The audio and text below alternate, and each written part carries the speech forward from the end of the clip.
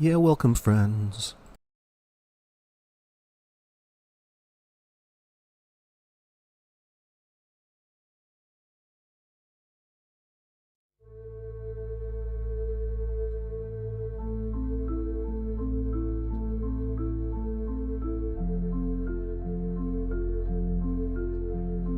Oh, it's so mysterious.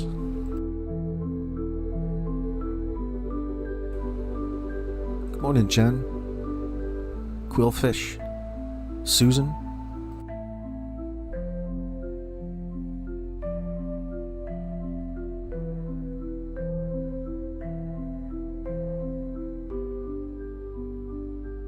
Good morning, sweet tea.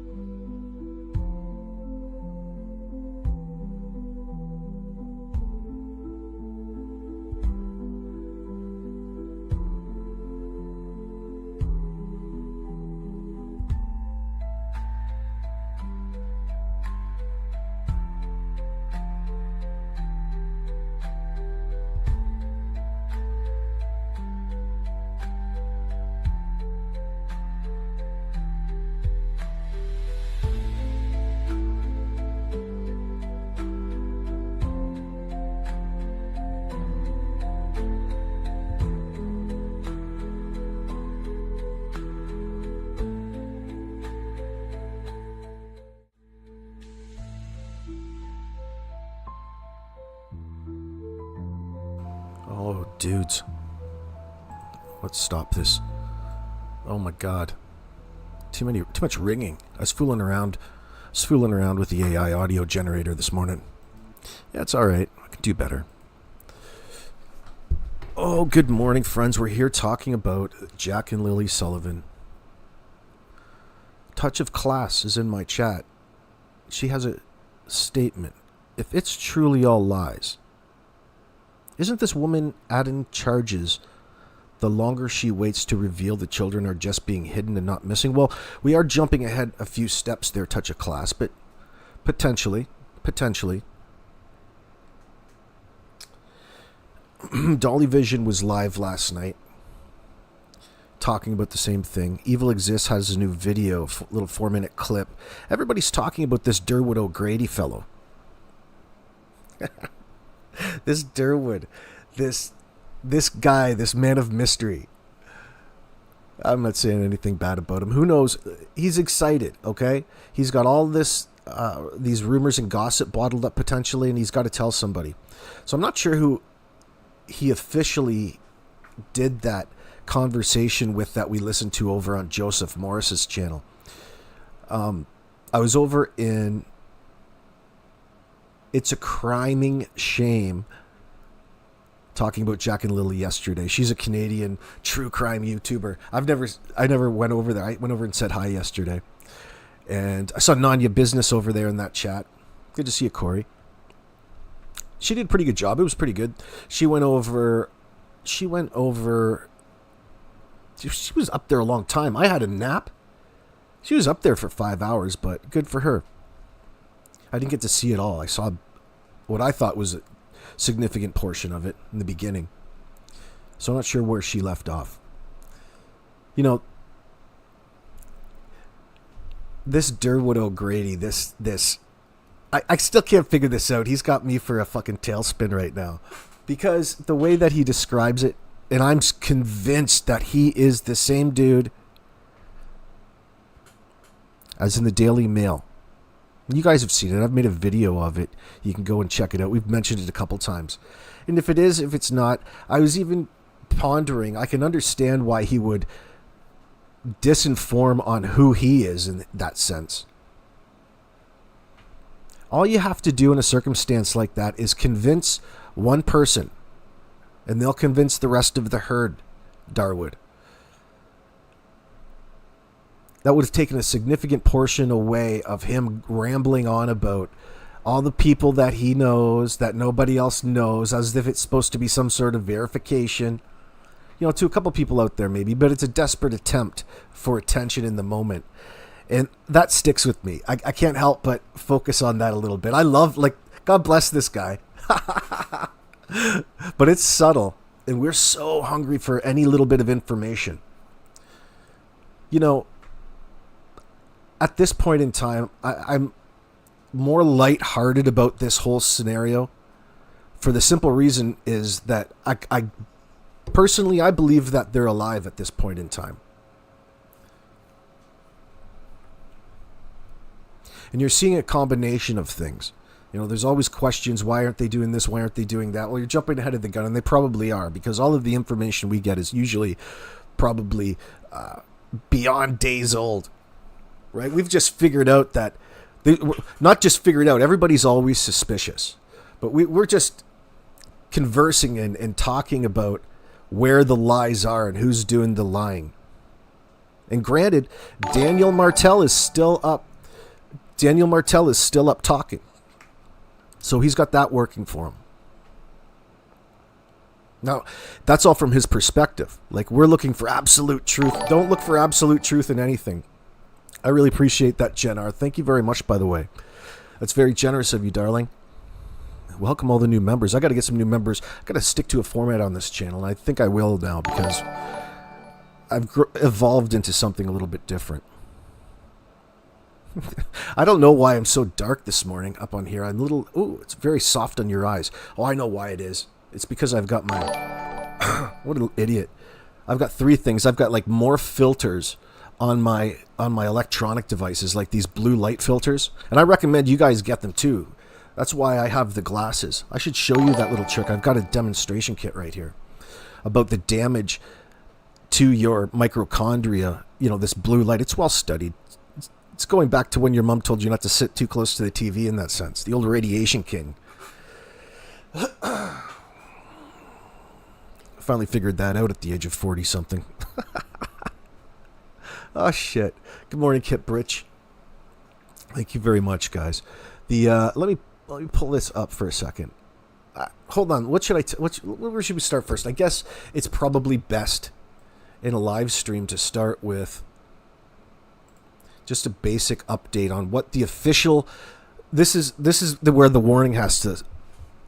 This is where your disclaimer is right here. Because this is going to be the official narrative update through AI. So all of the information that's come through the RCMP and probably corporate media, and mixed with a little bit of what people are talking about. So just don't mind yourself for a moment. Let me pull this screen up so I have this ready.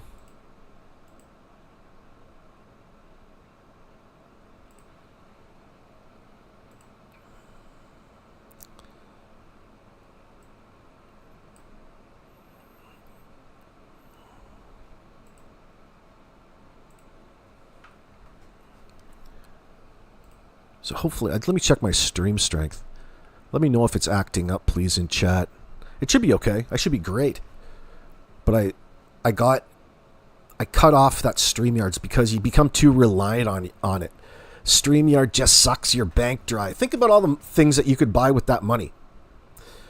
If you just go and download like Streamlabs or OBS StreamYard or OBS Studio or something like that.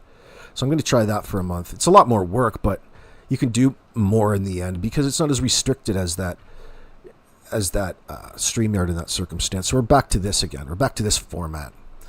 It's not like I'm crazy about this format. It's just kind of what it has. I can change it up. I just have to pay for it. I'm not that clever yet. Let me see. Hello, Selena. Let me see. I don't want that. Oh, yes, I did. Holy shit. I'm getting used to this new format. Hold on.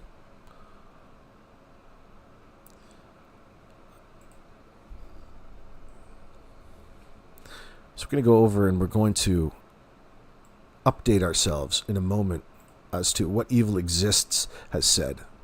Come to respect Evil Exists a little bit in that sense. At least they're talking in the right direction. Got a couple things pulled up. What happened to my grok, though?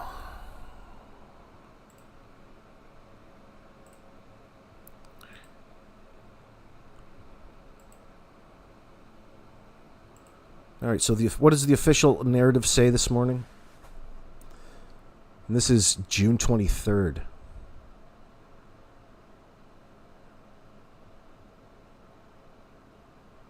So as of June 23rd, 2025, it's hot as hell.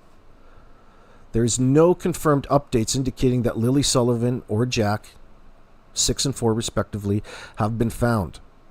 The siblings, members of the... don't do this to me in the morning. Sipekne'katik First Nation. Holy shit.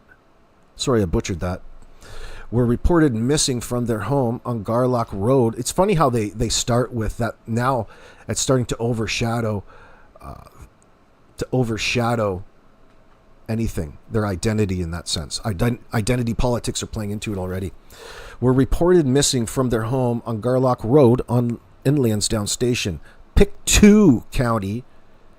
Remember that Heather DeLong up in that fucking Pictou County, Heather, Nova Scotia on May 2nd, 2025. Below is a summary of the latest available information on the case, drawing from web sources, relevant content. Okay. Oh, including Dolly Vision live stream you provided. Oh, thank you. I downloaded his transcript to tell me what the hell was going on in his live stream. Let me see. So, investigative status. The RCMP continue to treat the case as an active missing persons investigation, led by the Northeast actually, Nova RCMP Major Crime Unit. Over 488 public tips have been received, it says. And 54 formal interviews, including polygraph tests for some individuals, such as stepfather Daniel Martell and mother Malehya Brooks-Murray.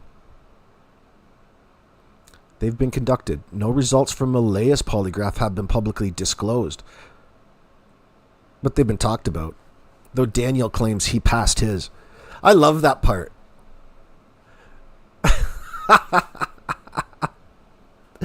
Oh, famous last words. Famous last words. He's going around on the CBC talking about how all of it... I'd be like, you know what? I don't know. Ask them, for crying out loud. They asked me if I killed Jack and Lilly. I said no. And you wouldn't believe it. This big wave of chemicals was released in my brain. Christ, you pretty much bypassed the test and told them how nervous you were, brother. Fuck, you gave yourself up. The jig is up, Daniel. You're hiding something. You're nervous as all get out. If you were eager to get this done, you would have just went and did it. It would be no big deal. Oh, it's just not every day I get hooked up to all these fucking wires. No, it's not every day you get dropped from a 100-foot cliff. That makes you nervous? What do you think's going to happen to you? Your balls are going to fall off? But come on, man.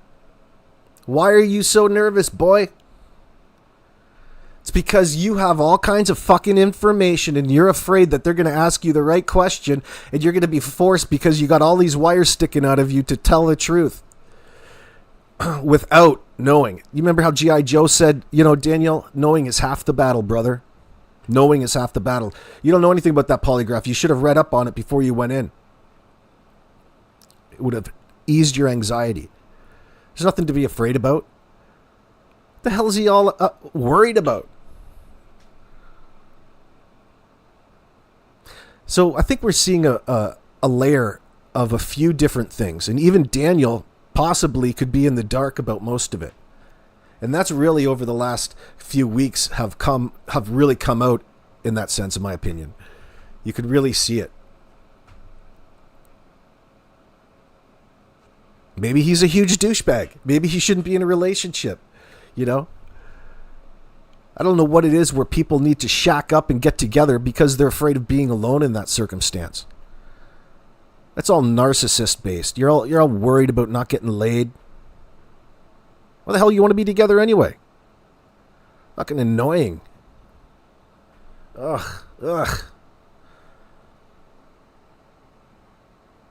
So what the hell was going on? They had a baby meadow together. It's really bizarre that whatever Malehya is hiding at this point in time. Oh, and yeah, she's hiding everything. That would be my answer. What's she hiding? Everything. Everything that would ease our worried minds. But at this point, how the hell are we going to believe her? How are we going to believe Malehya knowing that she's trying to pull something off? It's going to be difficult. Well, we have to need some evidence.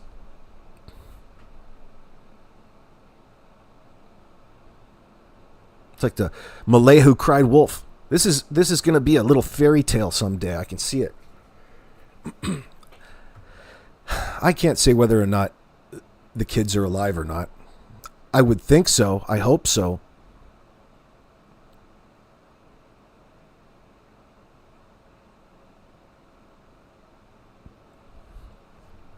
I would think so.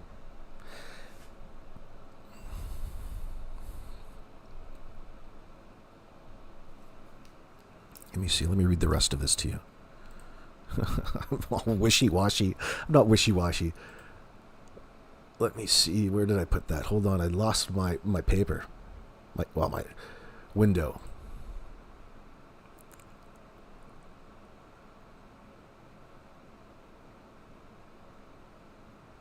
So it says, on June 19th, which was the same day all of these interviews came out. The interview with CBC where Daniel was talking all about how there's so much more to the case. Well, fucking fine. You come out with that now after the polygraph. Why didn't you say that to the cops before you got in and hooked yourself up to those wires? Guys, cops, there's so much more to this case. You guys have no idea. Instead, you take the test, you go on CBC, and you tell the world that there's so fucking much more. Well, we're going to have to get the Truth Verification Squad back out here again. On June 18th, 2025, the Nova Scotia government announced a reward of up to $150,000 Canadian fiat for information leading to the resolution of this case. You're never going to see a fucking penny of that, pal. Under a program typically used for unsolved major crimes, yeah. When do they ever get solved? This move suggests the RCMP is seeking new leads as extensive searches have not yielded definitive evidence. I'd say there's all kinds of evidence out there. People are talking. Large-scale ground searches involving over 160 volunteers, drones, helicopters, canine units, and the RCMP's underwater recovery team were scaled back on May 7th, 2025. After covering 5.5 square kilometers of dense wooded terrain, targeted searches resumed on May 17th to 18th and May 31st to June 1st, 2025. But no significant evidence beyond a piece of Lilly's blanket and a potential boot print has been reported. And that blanket was just from the searchers using it for scent and the dog. They left it out there. So the RCMP has stated there is no evidence of an abduction, but the case is treated as suspicious, I'd say, per protocol until proven otherwise. I like that protocol. We're suspicious of you all.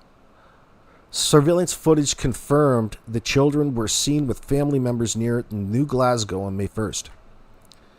And this is where this Derwood O'Grady comes in, because wasn't it his son? Derwood O'Grady, this guy comes in on every sense because he claims that he's related to Malehya and he's third cousins from this. Fuck off, pal.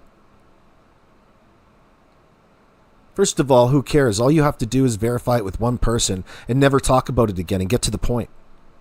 Right? You're not getting to the point. You're going on about how ironclad and 1,000% sure you are. This is like, it sounds like the goddamn Maury Povich show.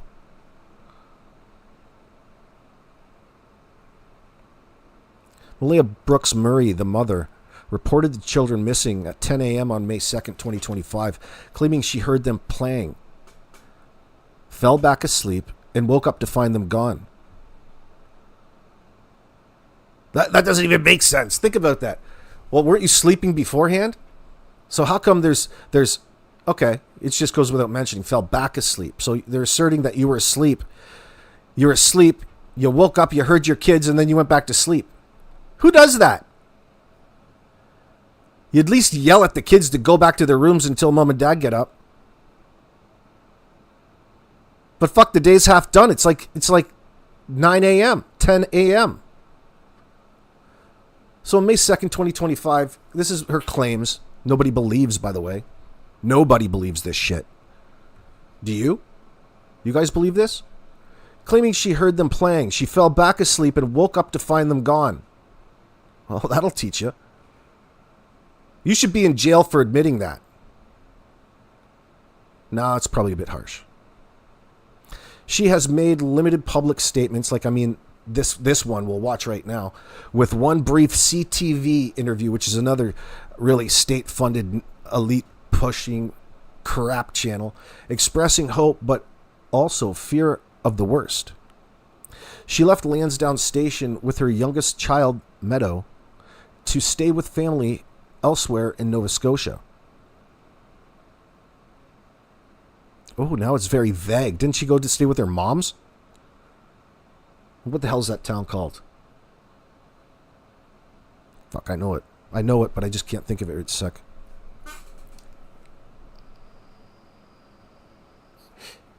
Can't think of it. So, she left Lansdowne Station with her youngest child, Meadow, to stay with family elsewhere in Nova Scotia and reportedly blocked Daniel on social media. Just like that. Cut you off, boy. Yeah, something tells you we've all been hoodwinked by this one. Concerns about her mental health have been raised. It's probably a lot better now, I would think, with speculation in the Dolly Vision live stream about depression and postpartum issues, though unverified. Well, how do you know that Daniel just wasn't... Think about... She's stuck in that goddamn mess of a trailer. There's Daniel not bringing in any money, working 1 day a week. 1 day a week. Where are they getting all their bread from? This isn't exactly the land of milk and honey. She's all depressed. All Daniel wants to do is play video games and fuck around on his four-wheeler. Least he could be doing is getting out there and shooting a couple deer for dinner.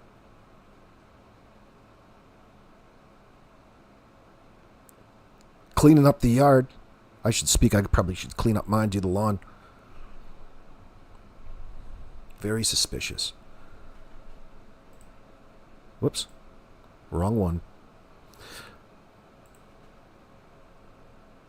So Daniel Martell, the stepfather, has been more vocal, cooperating with police by providing his phone and undergoing a polygraph test. Oh, wow. Congratulations, pal.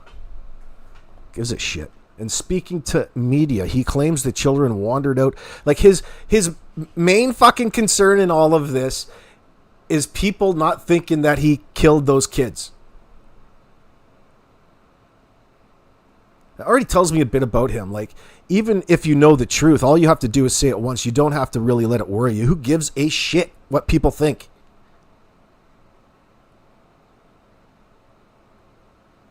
I mean, it would be nice, but people are so fickle.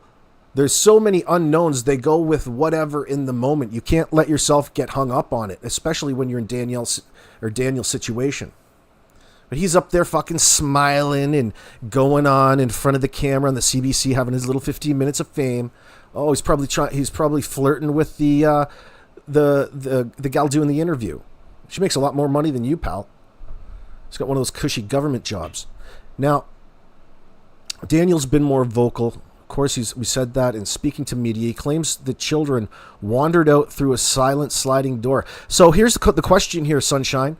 Why are you fucking corroborating Malehya Brooks-Murray's story? Why are you corroborating this claim that these kids just wandered out when you can't verify? You're not sitting in front of the camera going, I think I was fucking sleeping. I don't know. I'm going on what I think I know because Malehya told me to. Now she blocked me and ghosted me. So I'm really not sure what to think. I was sleeping. You know, what's wrong with the goddamn truth, Daniel? What's wrong with admitting that you don't know and here's the reasons why? And when he gets into detail, he starts pulling this 6:18 to 6:20 shit when she gets up to call the kids in sick from school. Word on the street is she walked the kids down the driveway, put them in another car, came back, and went back to bed. That's as per Daniel, really. And then this Derwood O'Grady elaborates off of that a little bit.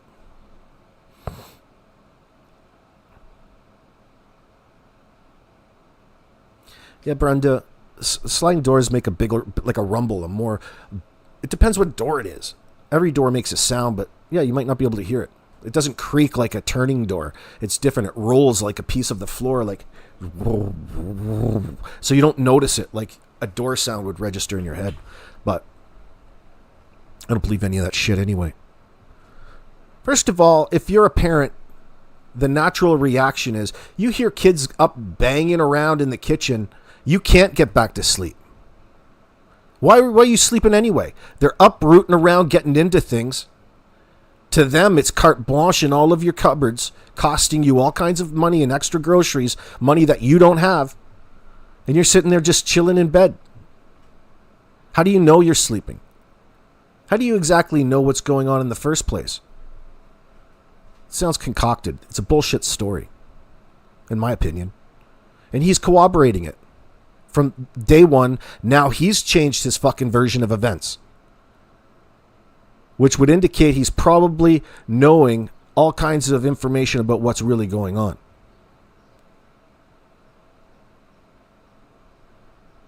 And she's hiding behind a lawyer, apparently. So we don't know where Meadow is. Daniel doesn't know where Meadow is. Why is Daniel telling everybody that Malehya was on the run with Daniel? I made 3 videos about it with that title, and all of a sudden Derwood O'Grady comes out and says Meadow is in CPS custody. Neither of you have custody of Meadow at this point in time. Why?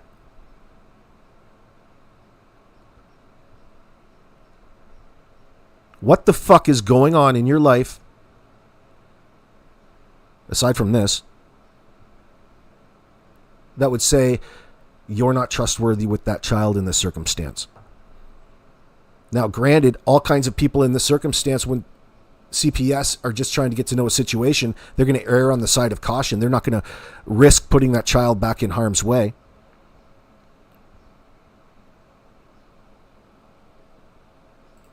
So Daniel's fucking lying. He's lying. He's lying by omission. Admittedly, I'd have a real problem if I was a cop and you were up there on the CBC talking like that. I'd be thinking, there's no way that he's telling me everything. But granted, you know, he can only do your best. Like, he's going to answer your questions. Maybe you're not asking the right questions. Let me read on.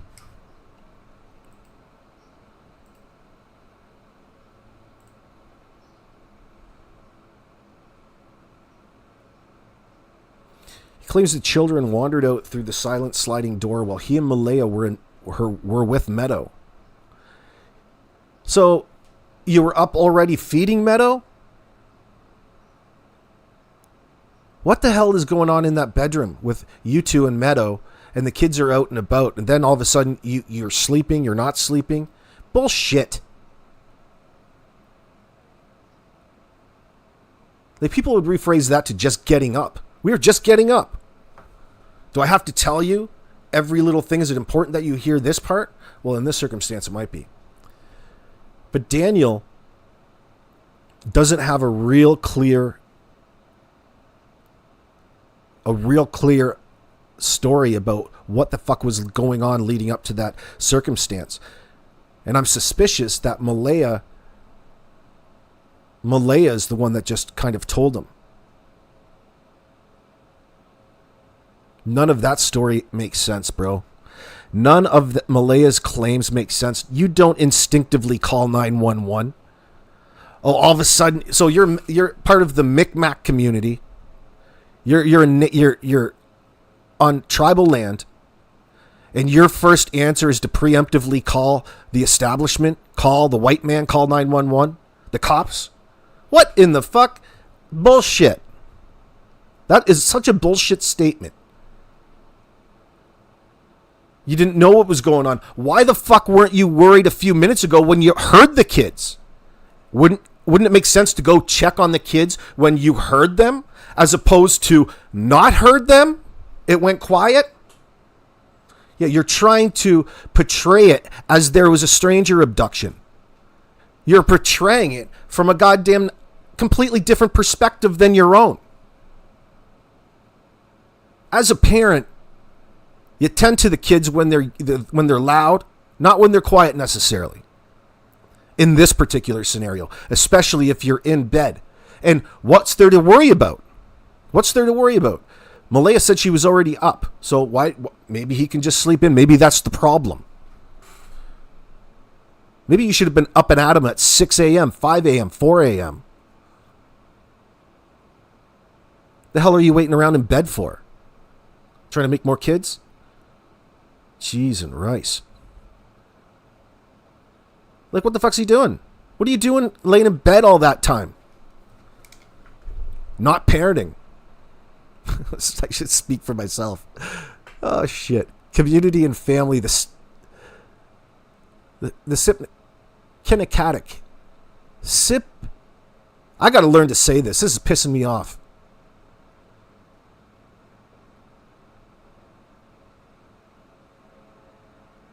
Sipekne'katik First Nation. Holy shit. Don't do this to me in the morning. Led by Chief Michelle Glasgow, has called for compassion and urged against speculation. Don't worry about it. Noting children's maternal grandfather's Micmac heritage. Well, congratulations. Doesn't make lying to the white man okay. Doesn't make lying to the RCMP okay. A candlelight vigil was held in... Why don't you say something? Why don't you say... You don't encourage strangers not to speculate. You're just fucking mimicking the white man, girl. You're mimicking the globalist elite. Trying to stifle our free exchange of ideas and speculating on how the fuck we're going to go to the next step. What we're got to do to get these kids back. Oh, God, we don't want to over-speculate. We don't want to hurt your feelings, Malehya. Well, that's a little too late for that. Little too late. A candlelight vigil was held in Stellarton on June 2nd, 2025. Why don't you just say, listen, Daniel, if that was on your mind, you should have just got up there at this candlelight vigil and told everybody that you didn't kill Jack and Lilly in that sense.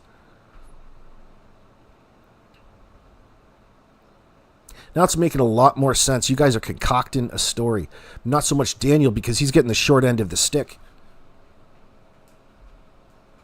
I'd say you probably dodged a bullet. But you have a child together, which is a bit of a complication. Lead Chief... Okay, so child welfare involvement, Nova Scotia's Child Protection Agency had an open file on the children prior to their disappearance. According to Malehya, it was about the kids having trouble comprehending things at school, keeping up with the other kids. Whether that meant, I'm assuming that meant in a learning sense, so learning difficulties at school, or meeting milestones in that sense.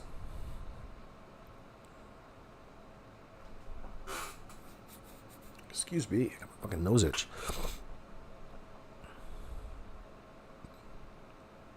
So Dolly was live last night. The live stream you provided, hosted by Dolly, highlights significant online speculation, including claims by a source named Darren, initially called Derwood, that the children are alive and hidden from Malehya's family or friends, possibly on a native reservation. Dolly expresses skepticism, citing statistics that suggest missing children are unlikely to survive after weeks without adult assistance, but remains hopeful Darren's claims are true. Other theories include an accidental incident covered up by the parents, or Malehya hiding the children to escape a relationship, though no motive is clear.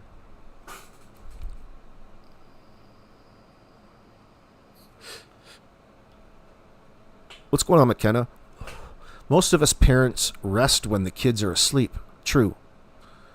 These two rest while they're awake, running a trailer with doors unlocked, probably standing for their breakfast, starving for the breakfast.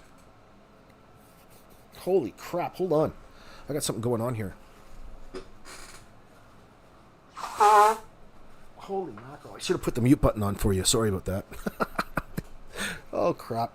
I got the fans blasting right with the open window. There's a heat wave out there, but I need to be in the flow of air here. So sometimes there's stuff that blows in and gets up my nose. Let me see. Slim, what's going on this morning? I wonder how Daniel acted around Belinda at the vigil. Well, Belinda can't tell. Belinda can't tell the difference between... She can. She just can't in the moment. She was admittedly saying she can't tell the difference between genuinely being quiet and disassociated from an emergency situation. It didn't seem like such an emergency. So the way that they wanted to leave it in that moment would strongly indicate that there's a stranger abduction, which, there's no evidence of. What about an abduction by somebody you know? Inside job. BC Proud, good to see you. Derwood is a fake. He also plays a Joseph online. Hey, BC Proud. Yeah, we're starting to get that. This guy's got so many fucking stories. He's related to everybody, every which way. Where he doesn't understand. He's related to so many people. He's implicating everybody else in the scenario as being inbred. I don't believe the fucking guy. It's not important to me who you know, pal. What's with the information? So he really didn't tell us a whole lot, did he? However, he's emphatic that it's ironclad and 1,000% true. Like, this is Maury Povich. Like, 100% isn't enough for him. You're 1,000% sure it's ironclad, but if this turns out to be false, I'll expose my source. You want to kick in the testicles now, Derwood? Get the fuck out of here. These aren't support. This isn't supporting context. That's you begging the audience to believe you in the moment. You're a con man. You're a bullshitter. And who knows who the hell he is? We know the picture, and that's probably why it's off, because maybe there is a third person back there that isn't actually associated to the person in the picture, like on my thumbnail. Like, her brother is her brother, and they're using Derwood O'Grady. They're using her brother's photo as being Derwood. Maybe that's it. Is that what Joe Morris is up to over there? it's quite possible that the picture is of somebody else, like other than the voice. Why so standoffish there, Derwood? Why don't you get right up there and tell the world? Why don't you get your big ugly mug on the screen and start talking like a normal individual?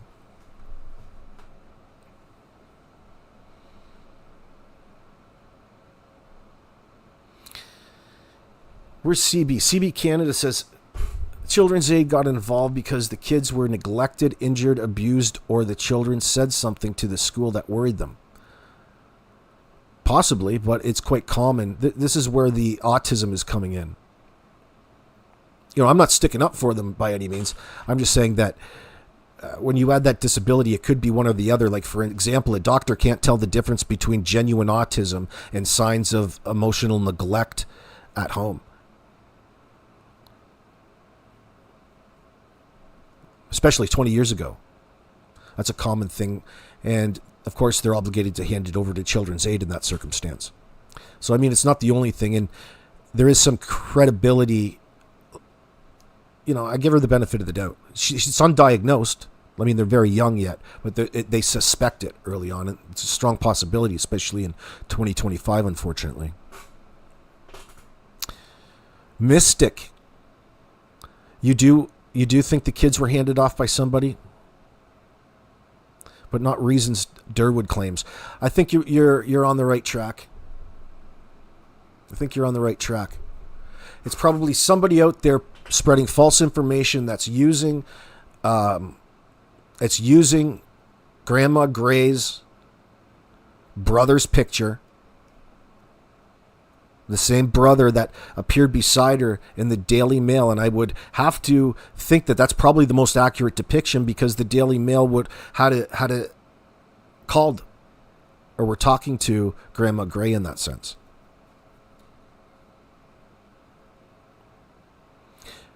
I think they are alive in that sense.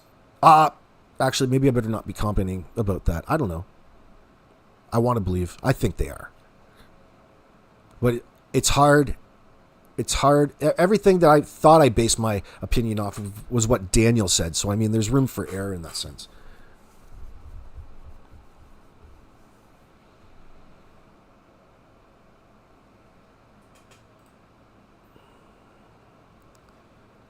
So what else did Dolly say? Let me finish this and we'll check this clip out.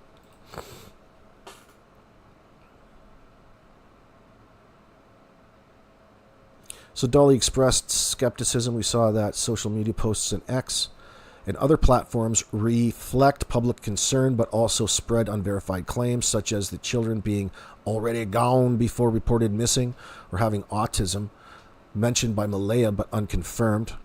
Well, it's going to be unconfirmed unless they're diagnosed, which is not an easy thing to get done. Experts warn that misinformation on platforms like TikTok and YouTube, including AI-generated content, complicates the investigation by diverting resources. Well, don't tell me that.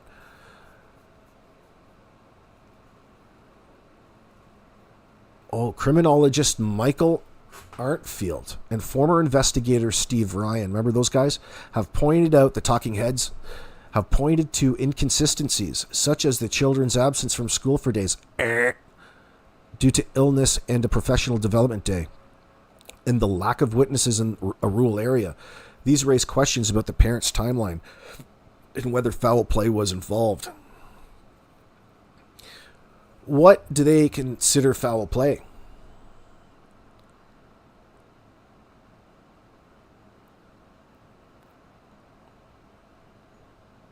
The investigation remains active, they say,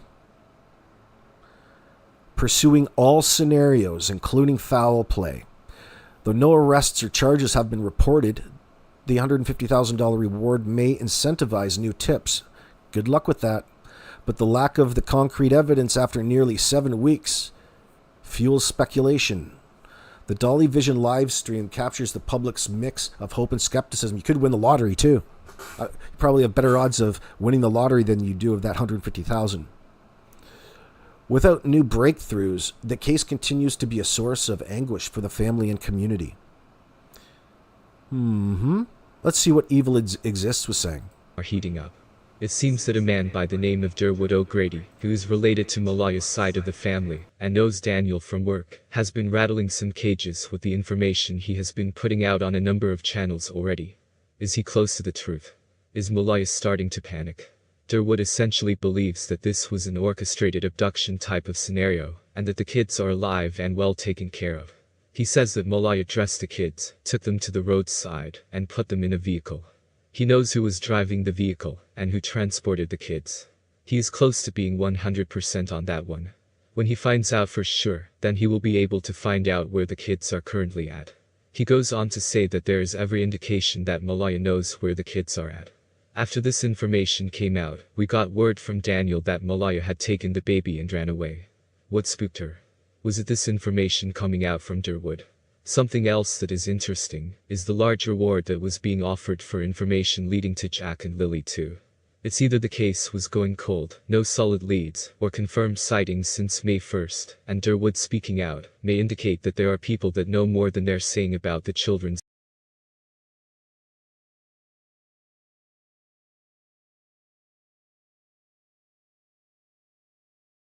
I have a hard time believing Derwood.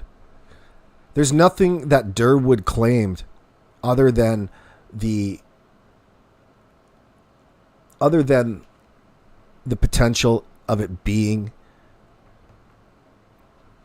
orchestrated by Malehya. But there's other people involved. There has to be. And if there are, they're going to be on that goddamn video. Somebody's video. There's one road in, one road out in that sense. Somebody along that road is going to have that on video. The car. They would have had to get in and out in a vehicle. She would have had to meet somebody at the end of the road. They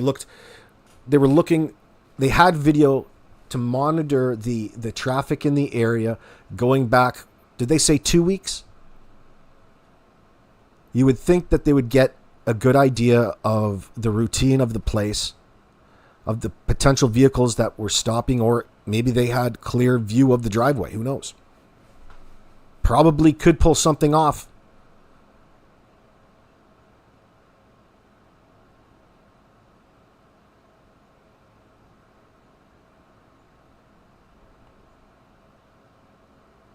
But it's,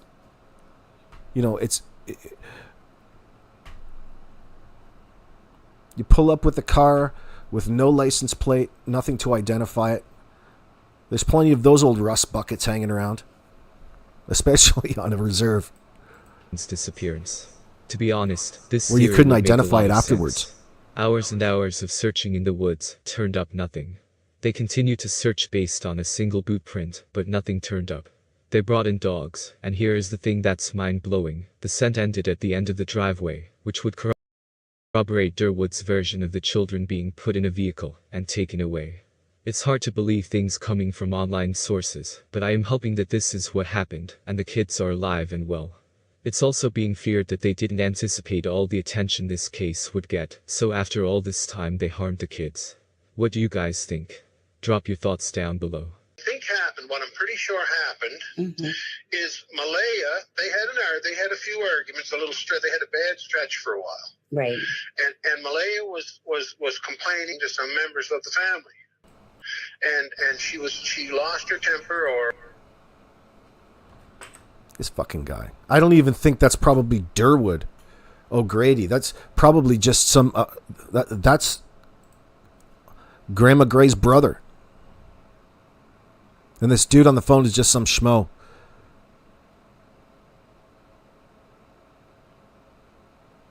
The more I think about it, the more it doesn't make any sense. This guy doesn't make any sense. It's got to be bullshit. Booze knows. So many stories going around. Katie will say that 2 to 3 weeks ago, 2 detectives came into my home asking if I saw or knew of any cabins around nearby with 2 younger adults and 2 small children. The cell phone towers will triangulate and tell who's came to pick the kids up. Yeah, well, one would think that if you're going to organize a little, slip and go, that you got to dip out of society for a while, detach, that you're not going to bring your fucking phones with you. You've got to leave your phone somewhere else and go and carry out your business. All right? And then meet back up with your phone much later. Because I think you'd be somewhat naive in 2025 if you didn't understand that you're tracked everywhere beyond your electronic device. Did they go to the mall the day before in hopes the drop-off kids missing would happen there? Too crowded? No. I don't think there's any of that. They're not trying to get them gone. I don't think it has any. They were just out and about the day before.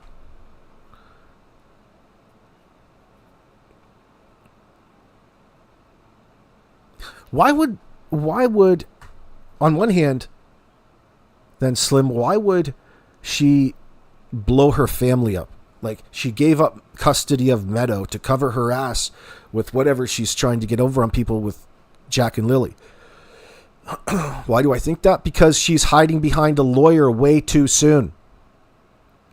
You get a lawyer when things get complicated. Right now, it ain't complicated yet. Or is it? Might be complicated in her mind. There's no reason to go hide behind a goddamn lawyer, and nobody's going to convince me otherwise. Especially when you've been potentially victimized. You can't sit behind your lawyer in some god-off-known town and then try floating ideas off the internet to see what people stick to help your emotional state out. That's not going to work. And that's what you're probably trying to do right now. Like, that's your fucking fault, number one, for getting in a stupid relationship and going and having children with these guys, and then all of a sudden turning around and claiming to be a victim of it. Maybe you were, but I hardly doubt it. I highly fucking doubt it. And this guy is up making excuses for her. Oh, she's just so young and impressionable. Bullshit. She's a mother of 3. She's hardened. She's popped fucking basketballs out of her loin. And you're telling me that these guys with no fucking money have all of this control over her? What, do they have, a 12-inch penis? It doesn't work like that. She didn't want to stick around with Daniel because the motherfucker's broke. Look at the place he's living in. He gets his hours cut down to fucking 1 hour a week. That ain't gonna cut it, boy. That ain't gonna impress me none. It takes money. You want to be with a chick? It costs money. You want to be married and living the life with the ladies and keeping them happy, Daniel? You better have some fucking cash on hand. Some dry powder, they called it.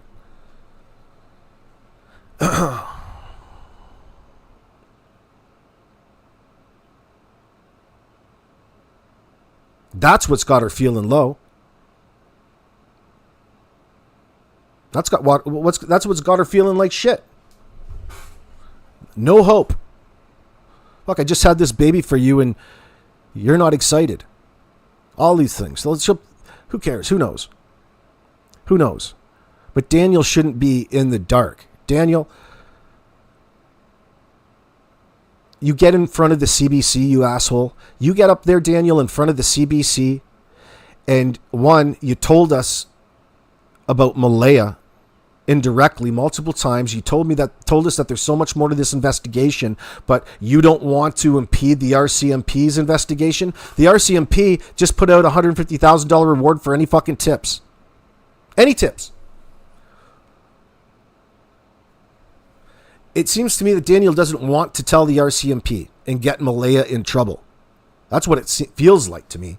And I don't have to know all the facts. To know that he's hiding all of this and hiding something, he knows what went on. You indicate you know what went on.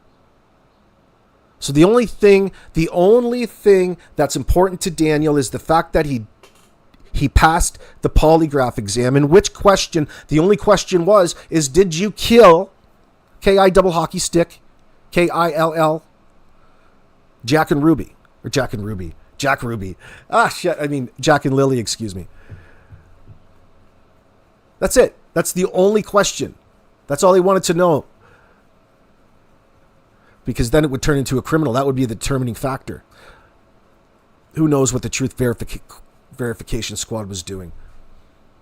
Only one question, and it had to do with those kids no longer being alive. And really, they didn't get anywhere with this.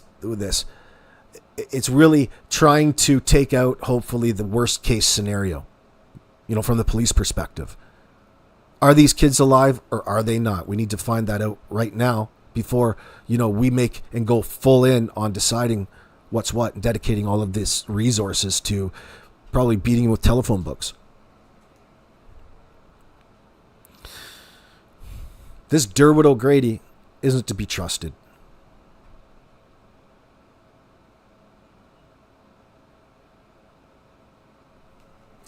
I'm not sold on that. CB, I'm not sold on the neglect and things like that. Maybe who's to say? I don't know. I don't have any evidence for any of that, so I don't want to automatically put that on him. I mean, it seems to align with what Malehya says, but again, I'm getting that information from a person who's hoodwinking us, who's lying, who's not to be trusted.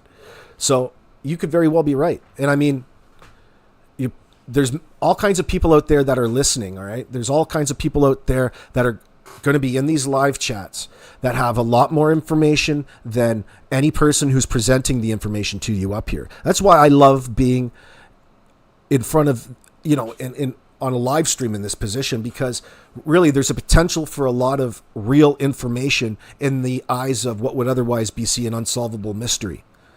And a little bit of a secret, the detectives love it too.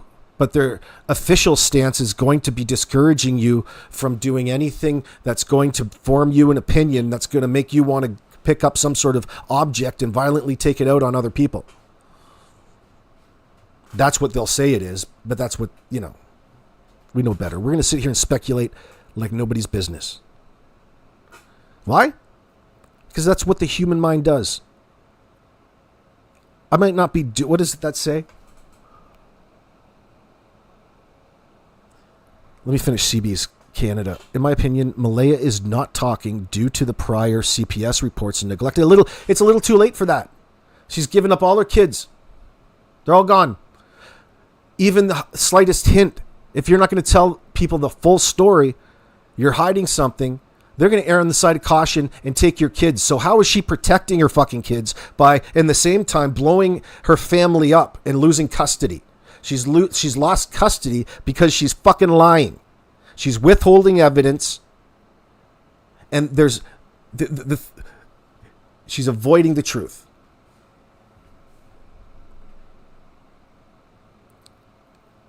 It would probably be a misdemeanor. I'm not sure what the charge would be from.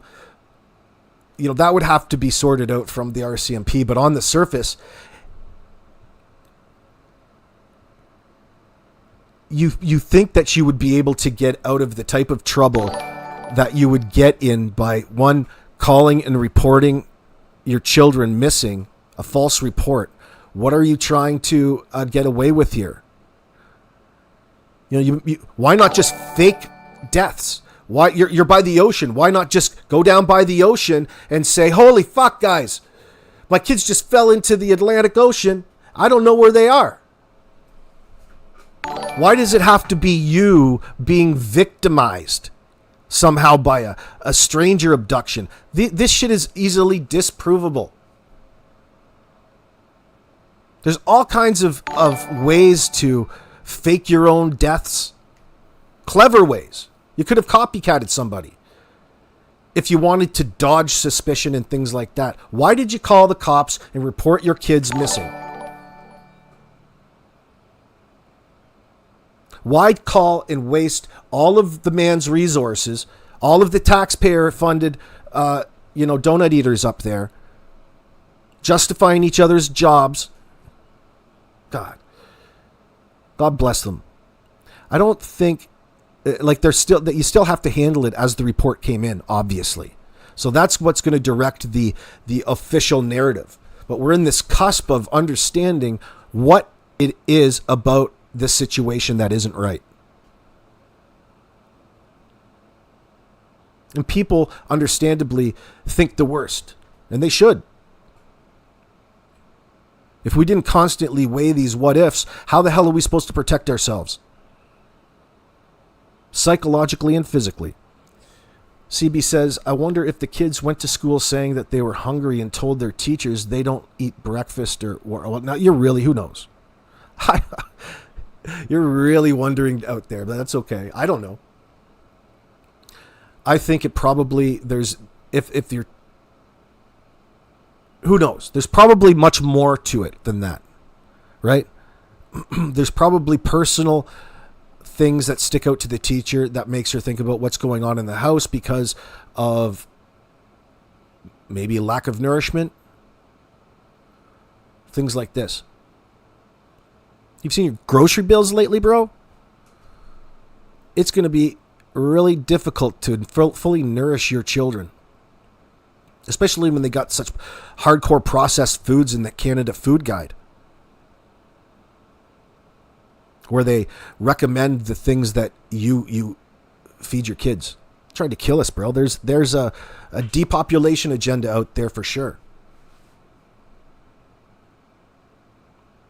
Thank you, Jen R, by the way, for those memberships. That's very generous of you. Welcome, my friends. Welcome. Drugs ruin families. Do you think that's involved here? That would explain her constant state of bliss. She's all fucked up on oxys or something, you think? Possibly. Possibly could have an impact. And I was a little suspicious when Daniel was up there talking about online rumors and people that are actively in their lives online engaged in spreading these so-called unfounded rumors. Uh-oh. And God bless you. Like, your enemies can get online and say anything as well. I understand that. But for him to take it to the forefront of acknowledging it in front of the CBC tells me that his priorities are a little misconstrued at this point in time. His priorities seem to be, and I'm tending to agree with people in my comments section, surprisingly, that sorry, a squirrel took my attention away. I got fucked up. I got to restart. I forgot where I was going with that. I apologize. I got distracted with the person outside. Oh, shit. Something to do with Daniel. Anyway, I was on one and I forgot. Anyway. No, I'm not on drugs, you bastard. Just a little of the old 420 this morning. Yeah, that's good enough to make my memory a little bit lapsed this morning, I'm sure.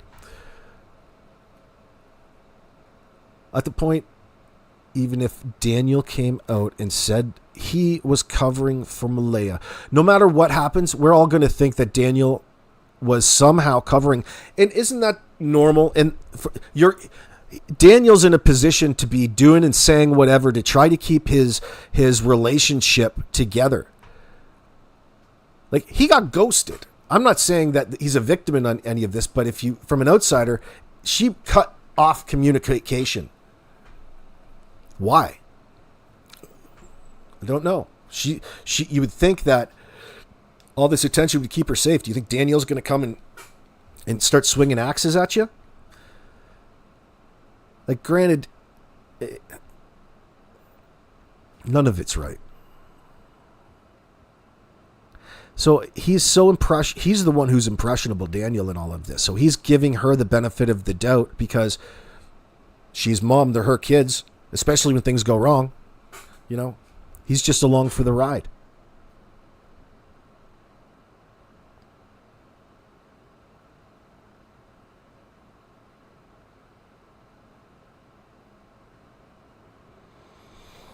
You're right. At this point, even Daniel came out and said he was covering for Malehya the whole time. Now, what does that mean? That's a fairly blanket term, isn't it? Like, their stories are going to match somewhat. The problem that we have is that they don't match necessarily, and they're constantly evolving. And all of a sudden, Daniel is even more suspicious now, because let's not forget, he's going through being in this busy household to all of a sudden being completely alone. And I'm not saying feel sorry for him. I'm saying it's quite a difference. So it's an emotionally, heightened. His emotions are all out of whack at this point in time, potentially. But to me, Malehya be sounding crazy. Like, she's nuts, in my opinion. There's something going on with her. Why is it that you feel the need to be hiding at all when your kids are missing? Why are you hiding when your kids are missing? Answer me that.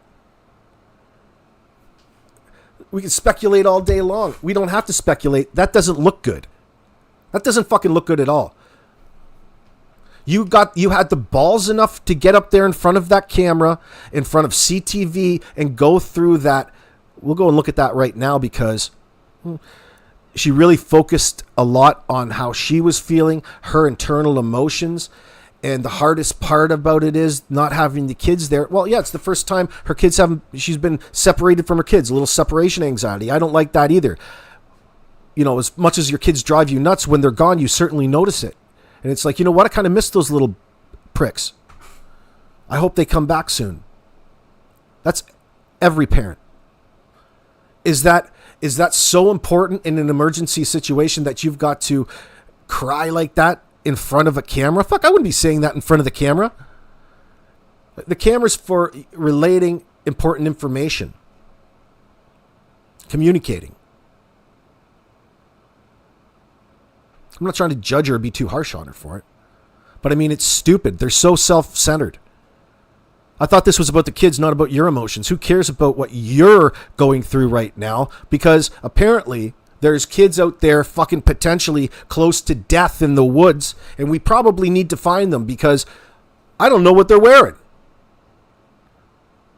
But you're sitting up here in front of a camera, Malehya, wishing that they're warm out there, subscribing to magical thinking and really making it look like you're this young person who's just not had 3 kids before.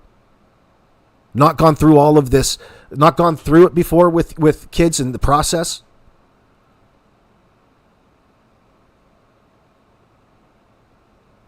F this shit. Screw this shit. Or lost her control a little bit, and she was like seriously complaining, saying she wanted out of there and stuff like this, right? And then there was some stuff she said that really wasn't true, but I think she was exaggerating her position. Now, some members of the family took that seriously, and they decided on their own. To look into it, right? And she made a bad mistake. There was some people involved with her. They made a bad mistake thinking they were doing something good. And before they realized what happened, things blew up so quick. The Mounties moved in so quick with the dogs. Right. The searchers and everything started so quick that by the time they realized, Jesus, what did we do? It was gone too far. They couldn't back out of it. I'm very sure at this point that Malehya dressed the kids and took them to the roadside and put them in a vehicle. I'm about 80% sure I know who was driving the vehicle. I know who was in the vehicle. Okay. And I know who transported the kids. I'm very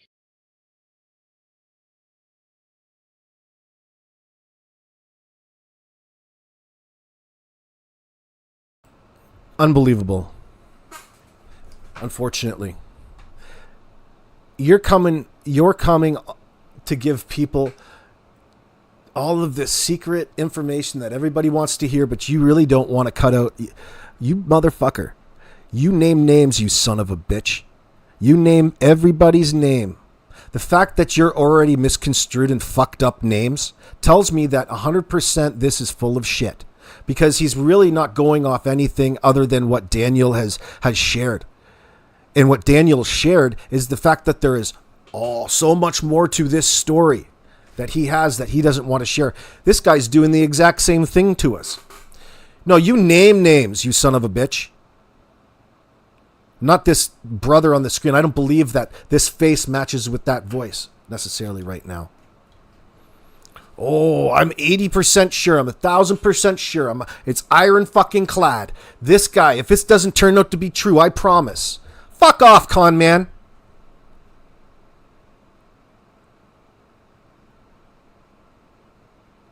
This asshole isn't saying anything that isn't in everybody's comment section under their videos. People already suspicious about the potentials of that. Only this guy is adding the fact that he knows who it is, and he's really convincing you to really listen closely to him. That is an attention seeker. Oh, fuck. There's one in every town, isn't there? This guy's a son of a bitch. This guy's a son of a bitch, I tell you. He's protecting someone other than M&D. Just me, if he is true, yeah, that's what it is. It'll be everybody. So that's implicating him in a conspiracy to cover up all of these falsehoods at this point. As soon as the RCMP figure out what that is, you'll be implicated in it, asshole. I'll guarantee you. So you're hiding information. Daniel's hiding information, or is he? Because he's probably told all. And what it is probably an endless amount of he said, she said, because we're watching two people's breakup, essentially, right? So it's going to be, oh, this from my perspective, it's this, and then, oh, shit. Great. I thought this was a murder investigation. All of a sudden, you pull me into somebody's, afternoon drama. That's what it's turning out to be. The important thing is Jack and Ruby at the end, or Jack and Ruby. Why did I do that again? Jack and Lilly. And at this point in time, nothing is going to change the scenario, no matter where you're thinking. Now that this is out and the RCMP are involved, and this is a public investigation, more or less, those kids will have to be returned back to Children's Aid. Okay? That's the fight that Malehya is probably in right now. She's probably with the kids right now, trying to live under the radar. Good luck with that happening. You fucked that idea off. So why would you, if you wanted to escape with your kids a situation, why would you then turn and make it a public display in that sense? Involve the RCMP, involve all of these different these groups that cost money at the end of the day that somebody has to be accountable for, like you. Why would you think that that's going to be of any benefit to you, flying off the radar with your kids and getting out of a bad situation?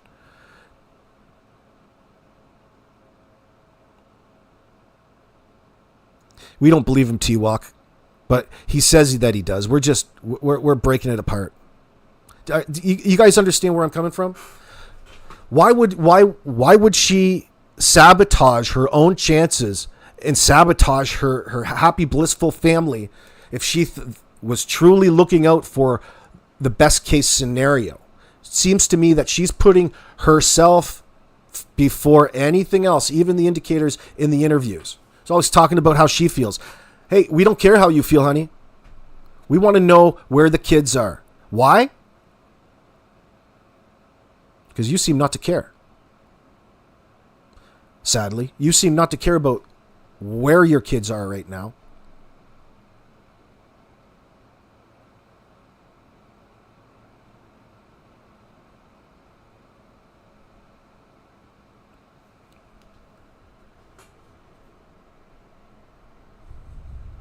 Good luck with. So he's going to pull one out of his hat, you think, Katie? The fact that the RCMP are not taking Derwood serious because he won't give names makes me think he's full of bullshit after the reward. Well, he's omitting all the tips that would get him the reward. No, this is more of an attention thing. If it was just about the reward, trust me, he wouldn't be in front of the fucking cameras telling the world about it. That's like Nancy Pelosi's stock tracker. Why would I tell you, if I had insider information, the last thing that you're going to do is tell the world about it because you're a good Samaritan? Fuck no, you're going to protect it, give it to the cops, and barter for a little bit of coin. You're going to inquire about that beforehand. And guess what? Probably a lot of that is conditional, okay? A lot of that $150,000, that just ain't magic money that comes in your pocket. you have to go, there has to be, all right, a conviction. There has to be a conviction upon conviction. You're a little bit away from that at this point. This guy will be fucking dead before that happens. So what information are you bringing that's going to lead to a conviction?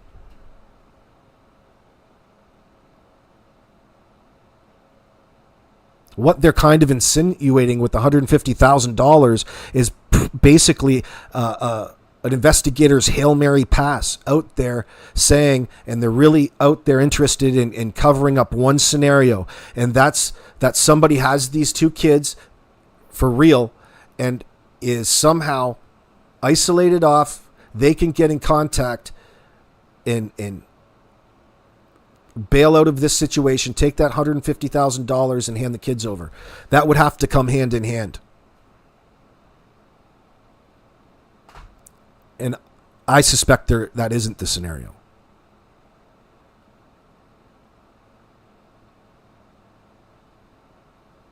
And no, Malehya, you can't collect that 150 grand yourself.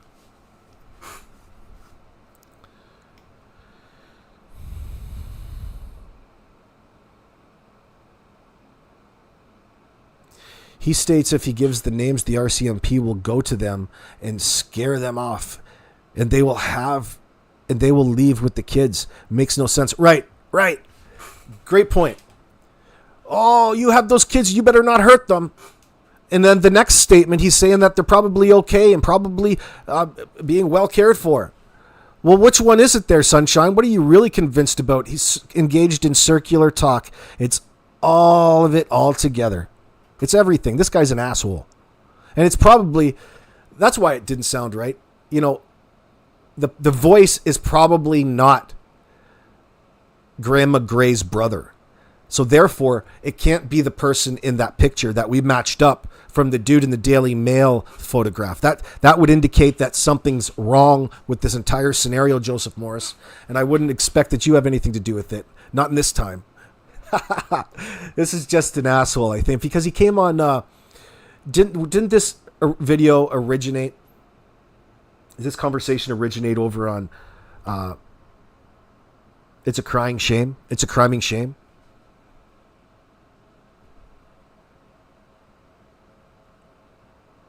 Hey, the Indie. You're saying the dad, Cody Sullivan, and his mother were probably the best people in these young children's lives, but the courts ruled to let her have sole custody of them. That makes no sense at all. The fact that she wanted to go out and do that in the first place indicates that she has a separate agenda in that sense. She's got an agenda. Some women are like that. Like some women use their kids as a way to garner government money, right?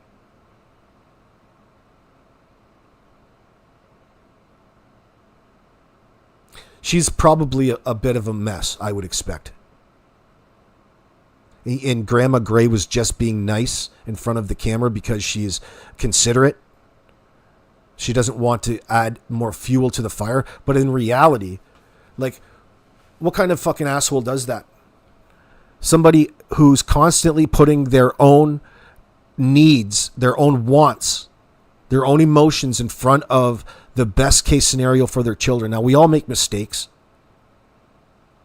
but it seems to be a pattern of behavior with Malehya historically. This ghosting and getting gone and living off the lie. She's surfing this bullshit.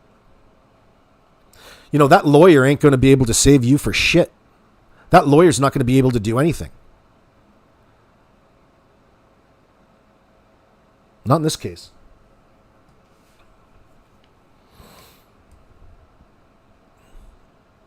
Because there's no excuse for you to call and waste, the RCMP's time with a fake disappearance.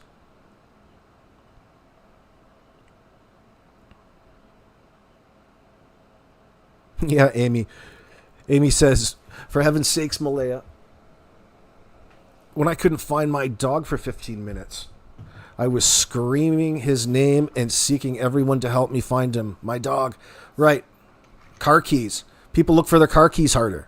Right? You could even interpret it at this point in time. You could even interpret it at this point in time. She indicated that in the CTV interview. Let's have a quick look at this. She can't wait to get the hell out of there.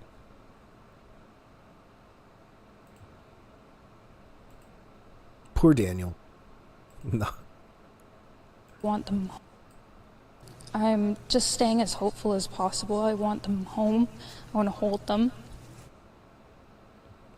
Hopeful of what exactly, honey? Of course, she is in front of the camera at the perfect time, because when you're going through it in the moment, you're giving her the benefit of the doubt. Don't worry, we're not going to question you in the time. That comes far after, like now.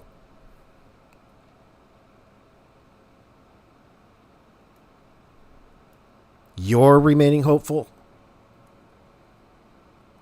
Over focused on your own emotions there, sweetheart. Oh, I'm remaining hopeful. Well, thank God we just figured you out. We just figured you out, girl. Staying as hopeful as possible. I want them home. I want to hold them. And I want them home. What happened was we woke up, I heard them She wants them home. Yeah, she wants them. Where is home exactly? Where is home right now? Because 10 minutes after this, she was gone. Never to be seen again. Never to be heard from again. No, I can't talk to anybody. Christ, even Candace Wells gets in front of the camera. She's a better liar. You should take some tips. Cheese and rice. RCMP don't put up large rewards like that if they think the kids are unalived. That's right. They don't believe they are in the woods. Well, think about Tiwok, the phrasing of the reward for any information, right?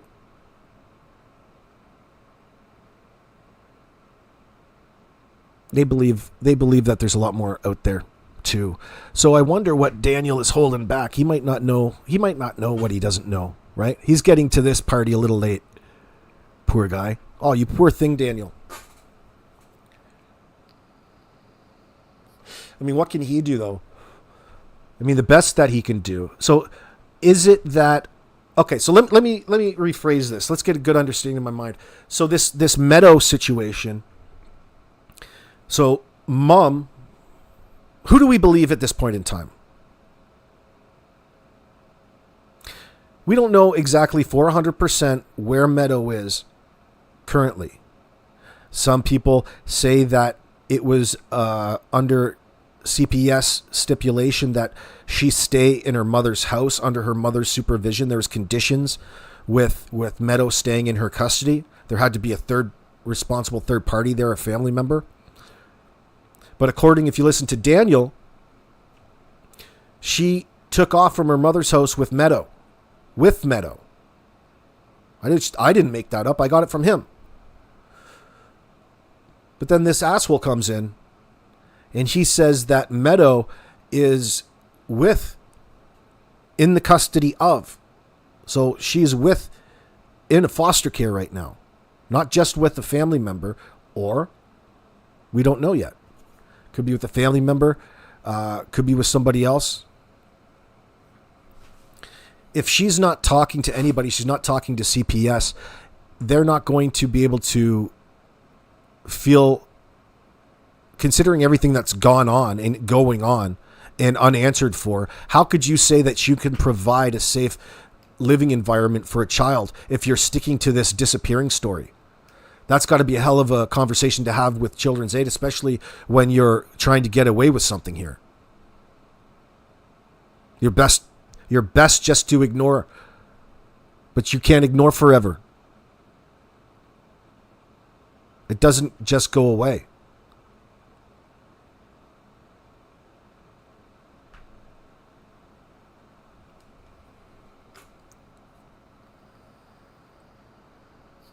Yeah, you think he's going to go out there? Fuck, I don't need a passport. I'll go out there. You want me to drive down? You want me to drive down and go boots on the ground with this son of a bitch?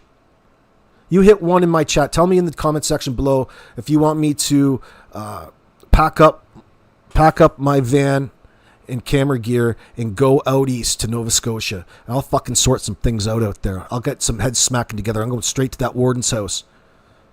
None of this pussyfooting around in front of the CBC. We're going to get some answers.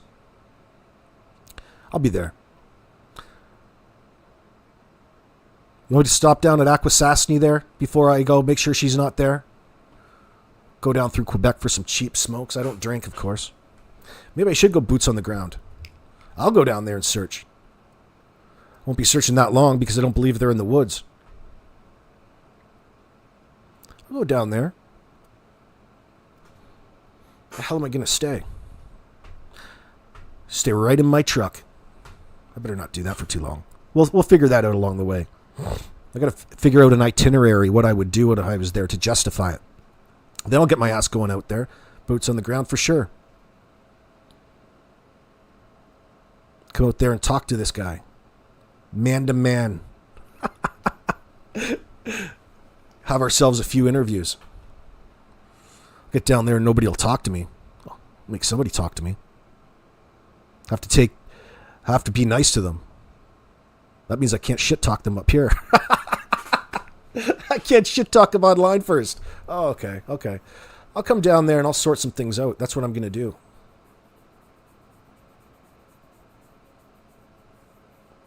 No, I have to bring Charity with me. I have to bring my daughter with me. So it's going to be a 2-man operation. It's summer break already. I'm not leaving my daughter behind. Christ. You'll have to teach her how to hold a camera. Let's see. So let's just watch this for a moment. I'm just staying as hopeful as possible. I want them home. I want to hold them. And I want them home. What happened was we woke up, I heard them playing in the next room beside us, and I was drifting in and out of sleep, and they're not the type of kids that we tell them not to go outside on their own. We always make sure that we're out there with them, watching them, and they happen to just get out that sliding door, and we can't hear it when it opens, and they were outside playing, but we weren't aware of it at the time, and the next thing we knew, it was quiet, and we get up, and I tell him, my partner, Daniel, I tell him, do you hear the kids? And he says, no. And we get up instantly. We're looking outside. We're looking everywhere, yelling for them. And I instantly just call 911. I just had the instinct I needed to call. They're both really go-lucky children. They're so sweet. They talk to anyone. They'll talk your ear off. They will speak to anyone in a store. Everyone. They're just extremely sweet kids. I appreciate the huge search effort going on right now. But one could interpret those stuttering as looking for things to say or being careful. CB Canada says Daniel is clued out. He really thinks Malehya will resume their relationship. Dude, do you even want... I mean, it's got to be tough a little bit. Like, there's got to... You know the emotions.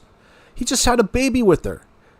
For all he knows, he's probably completely clueless. He's not listening to any of her needs or, Dude, women want you to do all kinds of crazy things to make them happy, Daniel. And most of them involve money. Money that you don't fucking have. You two believing in this love thing. You listen to too much music, too much Hollywood movies. There ain't no money, there ain't no relationship. You're like a sugar mama. Pack and get going. Thank you, Bloma. I really appreciate that. Are you in Korea? Bloma, what's SEK? What the hell is SEK? Well, I appreciate that nonetheless. Thank you very much, Bloma. I appreciate that. I am. Well, I'm going down for sure. I'm going to start packing. Get my 20-year-old truck on the road. Or get my old van booting down the road. Get one last trip out of her. Sweden, thank you. Thank you very much. SEK. Oh, Coronas. So, I got distracted. we've been pushing for an Amber Alert, which hasn't been... Oh, shut up. Shut the fuck up with this Amber Alert shit. You didn't meet the stipulations. Were you going for an Amber Alert? Is that what you were going for, to solidify this mystery? Come on now. Come on now. Pale Rider, you don't believe this shit, do you? Issued, not just that they could possibly be abducted, which it is a possibility that they could have been, but just an alert to let everyone know that they are missing. Oh, fuck. Well, what do you think this is? What am I? Sliced ham? What, chopped liver? I guess they say not sliced ham. That's good. Chopped liver is gross. Oh, shit, Kit. I really appreciate that, darling. Thank you very much. It's very generous of you. I love you guys.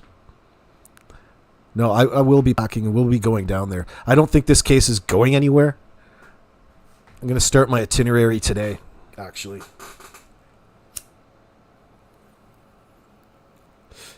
So, I mean, I'm going to try to search out this Derwood O'Grady, this man of mystery, this international man of mystery. That should be interesting to follow and watch online, right? I got all the good stuff. I got all my interviewing mics, and I've got my 4K GoPro for my static uploads, and I can come and do live streams with my phone. I think it'll be 720p, so it'll be high def. I can do it. I can pull it off.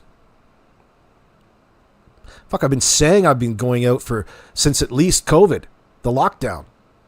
I got the passports already, but now I don't need the passport. I'll be out there.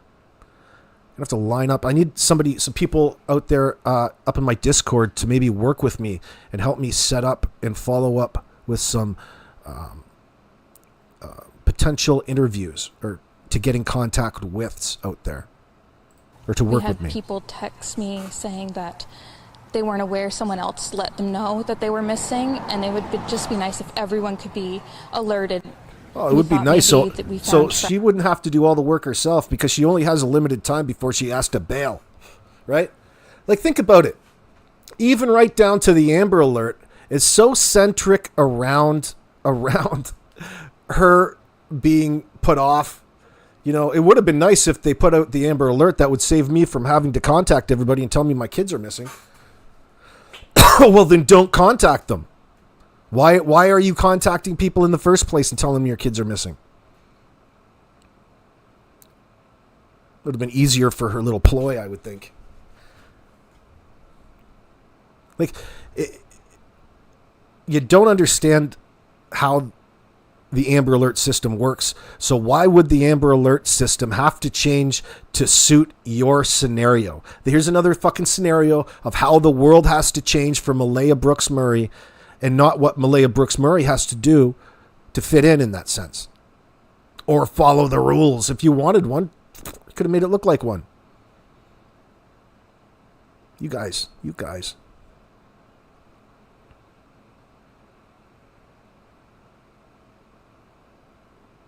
Cracks, but it's still uncertain. It's been raining and they're probably soaking wet, but with the sun today, I'm hopeful that they are feeling warm. What do you think this is? The Florida Everglades? You know how long it takes for a person who's wet in the rain to die from exposure? Let alone a 4 and a 6-year-old child? They're mini adults. They're miniature adults. No time at all. They would be dead from exposure. Then you would probably smell decomposition. And that's when they're a lot easier to find, sadly enough. Yeah, she is weird, Just Mary. Who says any of this stuff? It's all so self-centered and focused on how it is that she's feeling. She's so panicked. I don't think so. That's not panicked. Like, there's nothing wrong with saying no comment to the video cameras. You know what? Now's not a good time. Something tells me it's a bit more strategic. Not that she's any, criminal genius here. But when you reverse engineering it psychologically, it stands out to you as suspicious. And she's the way that she phrased the possibility of the kids being abducted by a stranger was so nonchalant and didn't carry any weight. Like, it's not important for script writing or being an actress, but it shows you not how good of a mother she is, not how even-keeled she is, how disassociated and detached, because sometimes emotions are good. It's a reminder that we're humans. We get beat into our brow that emotions are these things that should be ignored in that sense. You do that, worry about that at work in positions. But it's a good thing. Emotional bonds and connections are a good thing. Usually. We're all filled with pain and sorrow because Who are you speaking for there, tough guy? We're all filled with pain and sorrow. You sound like you're trying to fill in the blanks in some sort of bullshit. You're speaking for everybody. Who's we? As people, you're speaking in theoretical context now. I highly doubt it. You're nobody to be speaking to anybody about how we're feeling. You don't know what to think. The fact that your kin were there blaming Daniel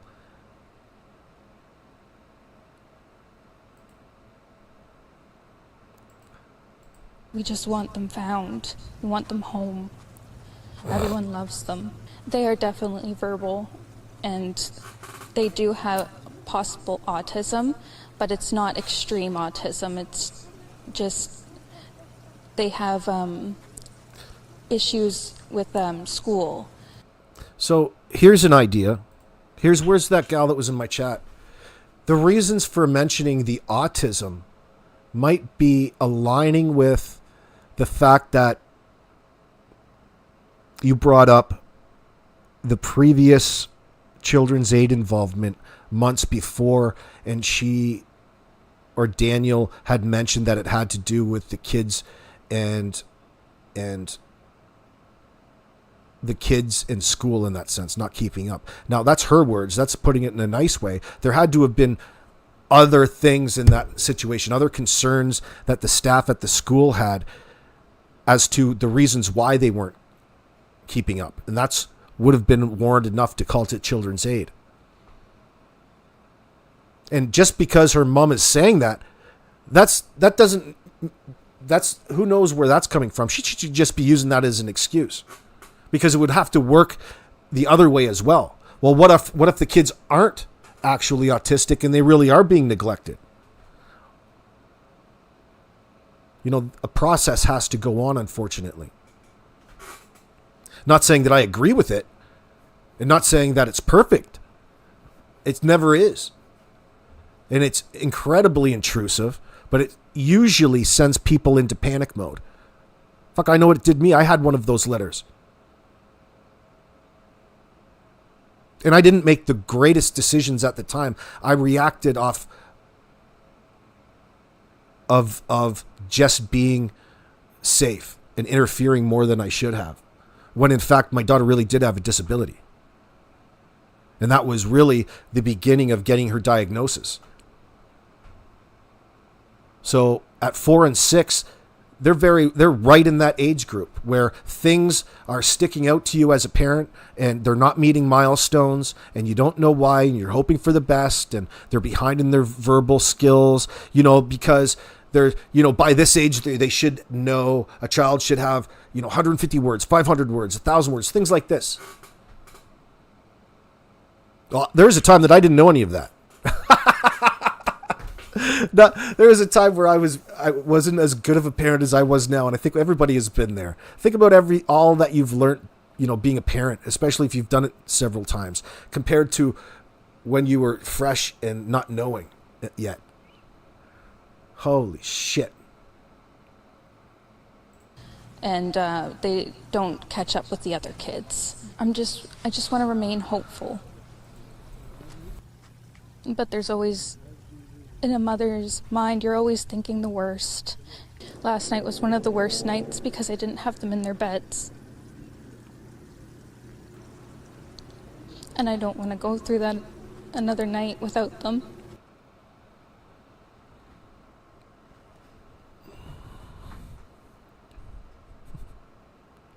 I mean, that's good for like drama on a soap opera, because it really ties people into, like, especially narcissists who are all wrapped up in how they're feeling at any one point in time. Many can argue, well, what is she supposed to say? I don't know. I don't ever wish there to be a right thing to say in this circumstance, to be honest with you, because it's a scenario that never should ever play out. So what is it? The kids just wandered away? If the kids just wandered away and you can't find them, there's a problem. Somebody has those kids if it's a legit situation.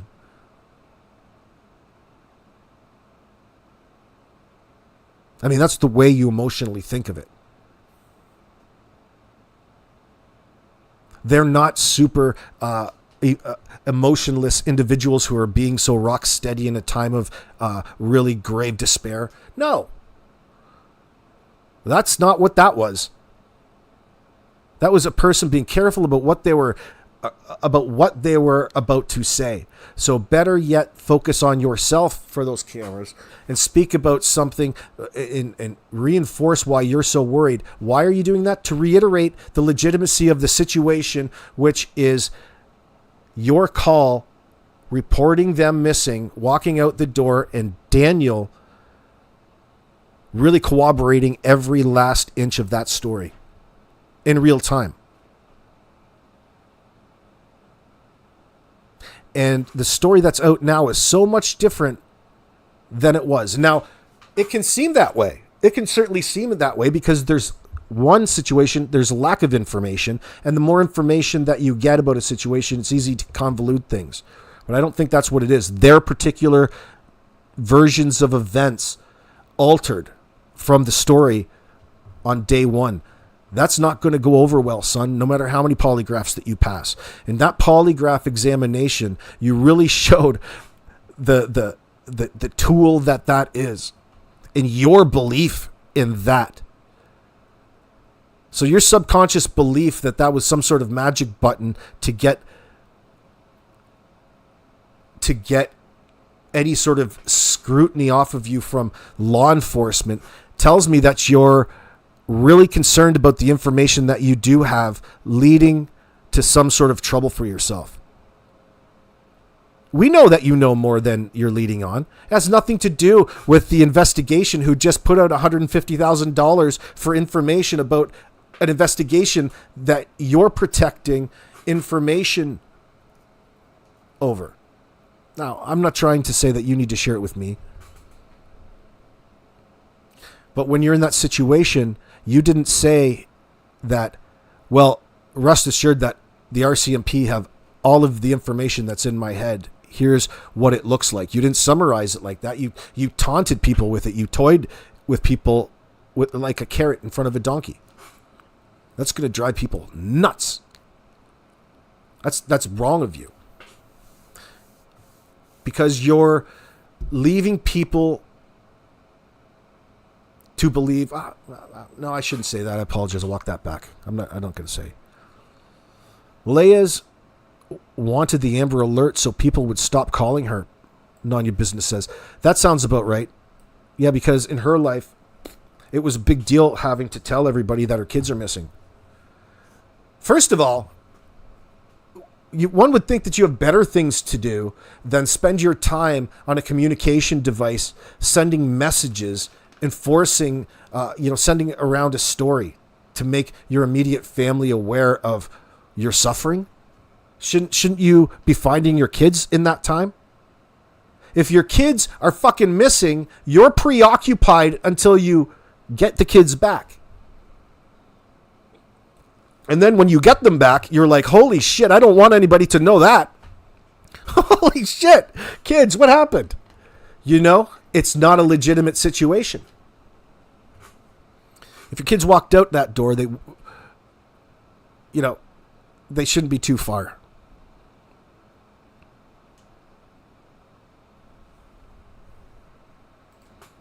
Listen to it one more time. Just staying as hopeful as possible. I want them home. I want to hold them. And I want them home.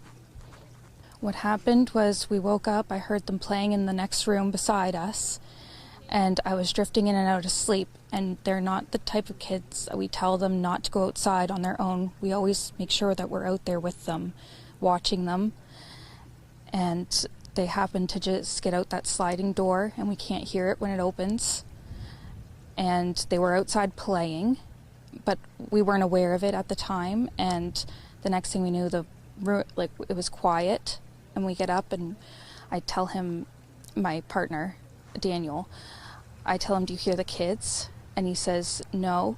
and we get up instantly. We're looking outside, we're looking everywhere, yelling for them, and I instantly just call 911.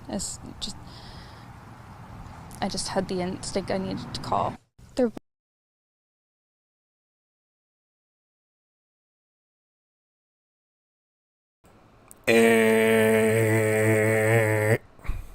That's wrong. That was tough on my vocal cords. You're wrong. Nobody does that. You really made a mistake there, girl. You made a mistake there. That would be an interview question. That would be a question I'd bring up in an interview. So what were you thinking there? The editor's cut. Oh, yeah. Listen, BC, doesn't it all seem and sound a lot different now that some time has passed? See, the effectiveness of lies, my friends. People believe it's this magic of lying to people in real time. You know, and it is magic. It sometimes it takes a little while for people to catch up, but it's effective every time. Lying is so effective.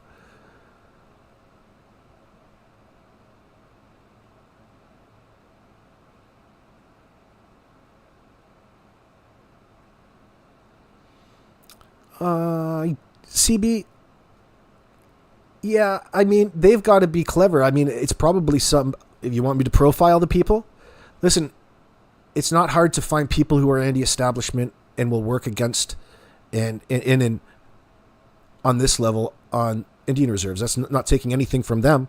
It's just true. I'm not trying to put that on them, that they're bad people, but there's a reason. So the fact that she's got extended family on the res would add a potential layer of protection for her, especially silence, which is kind of happening now. But in this case, you're going to want to talk, guys. You're not going to want to remain in the shadows. You're going to want to talk and straighten things out. Why? Because it's a lot easier, especially with the amount of speculation and the obvious scenario at hand here. Nobody believes that you did anything wrong to your kids, any harm in that circumstance. It could be an overbearing uncle, an overbearing mother that's convinced Malehya into not believing the children's aid, rightfully so, because of particular, any reason to come in and scoop your kids up. And it happens in situations like this, and racism is a factor, okay? So there's all kinds of reasons in the Native community to protect children, especially in a tight-knit family in a circumstance like this.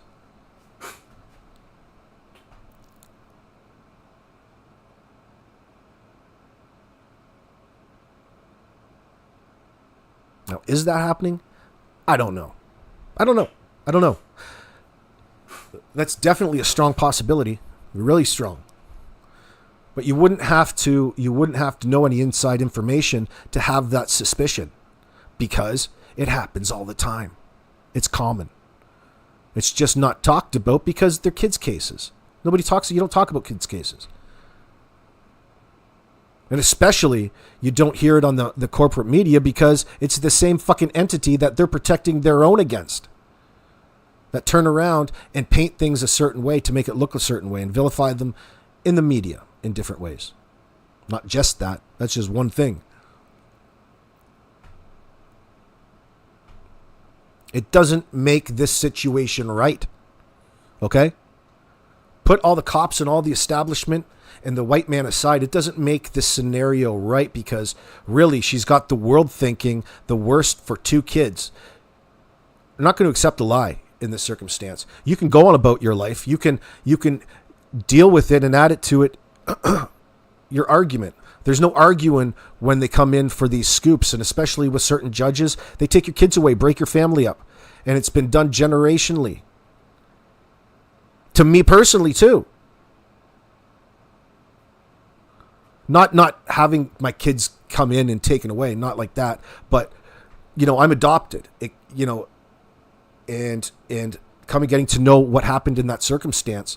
There's all kinds of nasty factors that happen in the environment that you wouldn't otherwise recognize, specifically places like the Catholic Church or people like that talking women into giving up their kids, for example, would be an example of it.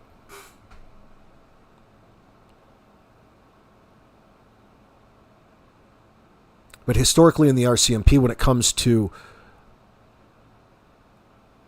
Aboriginal rights and dealing with crimes on the reservation, or as opposed to off the reservation, you can have any bills you want. Effectively, they're not under any obligation to cover it because they don't consider them to be the same Canadians that, or covered by the same. They're mandated not to treat these cases the same as it would be you or I. They have to deal with it differently. And the way that it's outlined, it's like being dead. It's like being the Walking Dead. That's why so many poor women. I don't want. No, I'm just careful what I want to say. I don't want to put that on too much. But historically speaking, they've been targeted. They're vulnerable in that sense.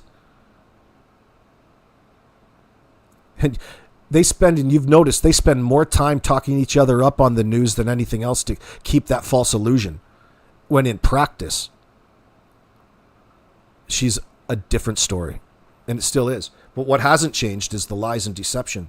Because it's all about reinstating and writing in real time a false narrative.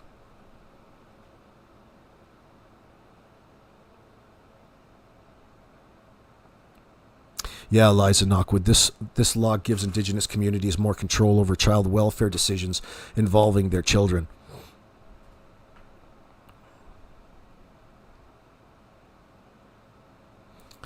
Slim, the family, hold on. Familial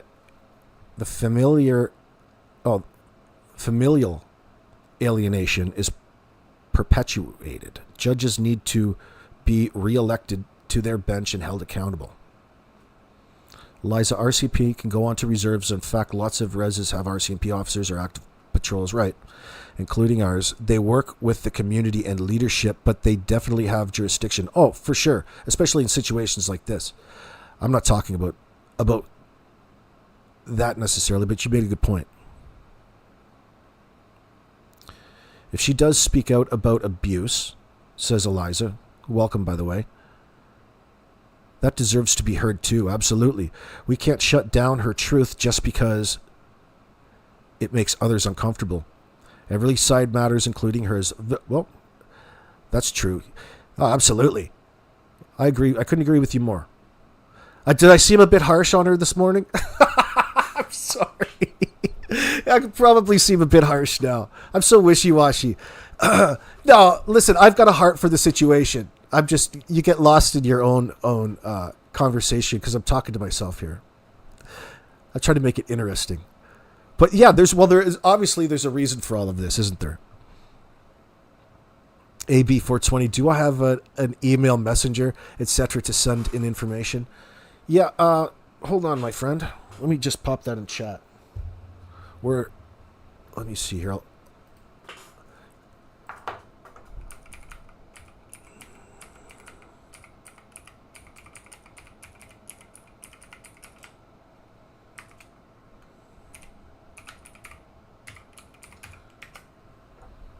There it is. There you are, flight nurse.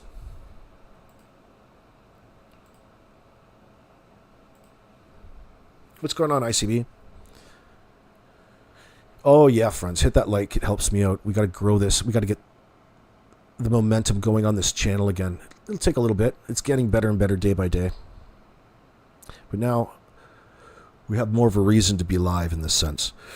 I have been enjoying Dolly's lives about this particular topic in this past week. Hold on.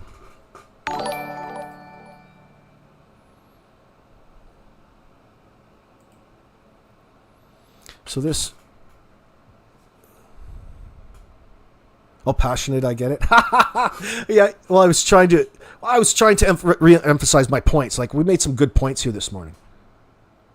And in doing that, it can make Malehya Brooks-Murray look incredibly, like, you can get people worked up about it, right? You can make her look worse than she is, thereby contributing to it in a negative fashion. I'm not trying to do that. I'm just trying to point out all the lies, and in this circumstance, it's all a lie. Essentially, isn't that what we're really saying? This entire scenario is a lie. Am I mad about it? Not really. I'm not mad about it. I'm not upset that much. It'd be nice to get to know why Malehya chose to do it this way, because at the end of it, or hold on. Maybe we're all distracted and she has done the worst. There's always that as well. I don't think she did. I don't think she would do that in that circumstance, but I don't know her. It just seems to fall in line with a situation where she wanted to get out. I kind of agree. I don't think Daniel saw it coming. Does anybody know if Daniel saw this coming? Not the disappearance, but have they been off and on again in that sense?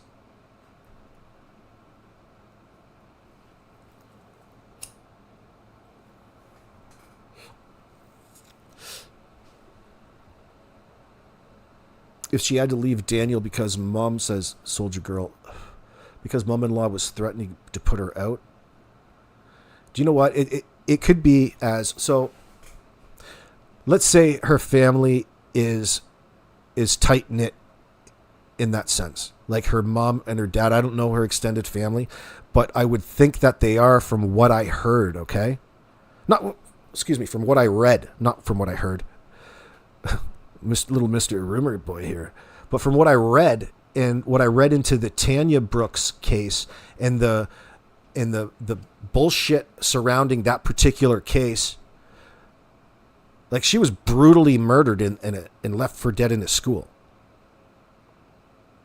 But she was also engaged in what the RCMP or police have historically looked down upon. She was a lady of the night.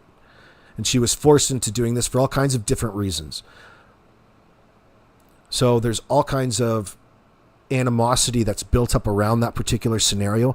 I would think, and it's looked like, that she comes from a fairly tight-knit family, an extended family in that sense. One that's had to endure a lot of trauma and heartache over the times. And that tells me that it's even stronger of a possibility that there's something happening here too, in that they're trying to deal with their own business to a degree, their own way. But for whatever frickin' reason, Malehya called 911. This all would have been completely different should she had not instinctively called 911. Now we're up here speculating and overanalyzing things. I don't know if we are, because wouldn't that, we're overanalyzing it, but we're not forming an opinion necessarily. I'm open-minded to whatever the hell. And the first guy to tell you, look, I trade in futures, man. Like, I don't know what the future holds. But based on the past, I'll bet on it.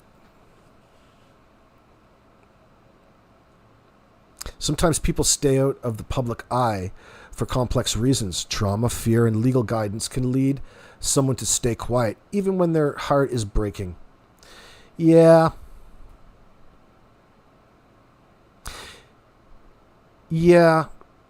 Eliza, not in this circumstance, though.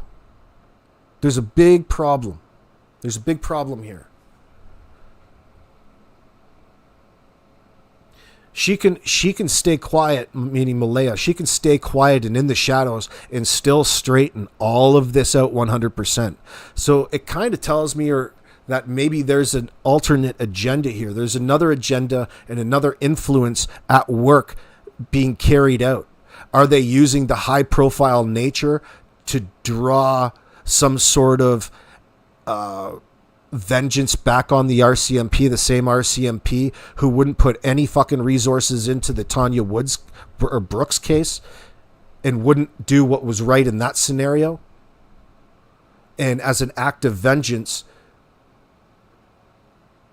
kind of thumb the nose at the establishment, call 911, because knowing how they investigate things, they'll be on it for the next 50 years, costing them money and time. I don't know. I guess it's a possibility. It'd probably be a lot more well thought out than I just portrayed, I would expect, but I'm just hazarding a guess.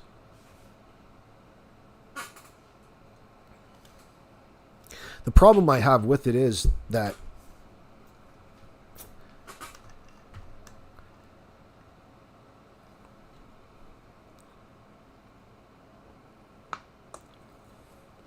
man, it just doesn't make sense. It doesn't make sense about this call to 911 reporting the missing. Like, that's a pretty severe step. Maybe she's a really good actress. Maybe we're just being put on. She's a trick. She's a trickster in that sense.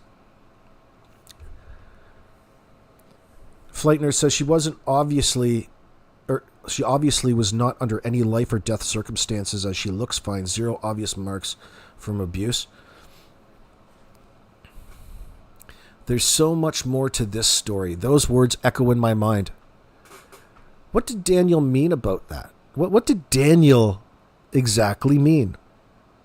Now, I was kind of being facetious a little bit when I brought him up earlier, but it doesn't, like, I would assume that the cops know the same thing.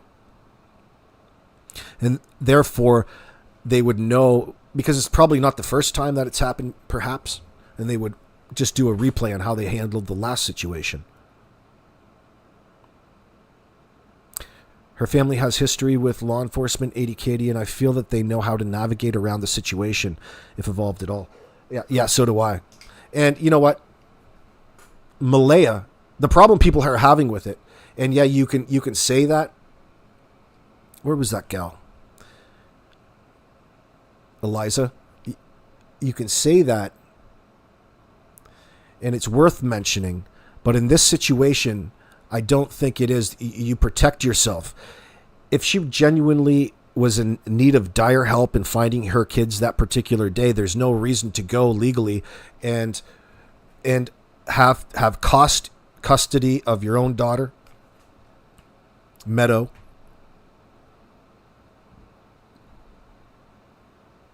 Like, what did she...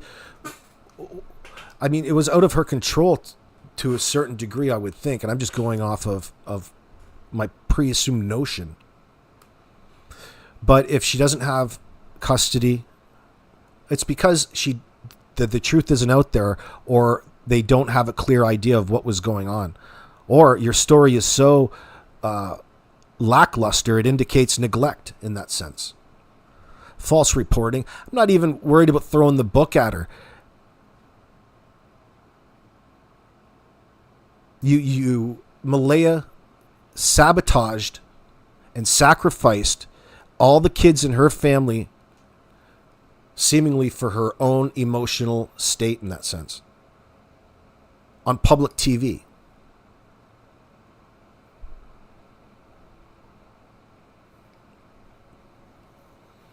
Yeah, that's true, Eliza. We don't know how involved she is with the authorities. We don't. That's true.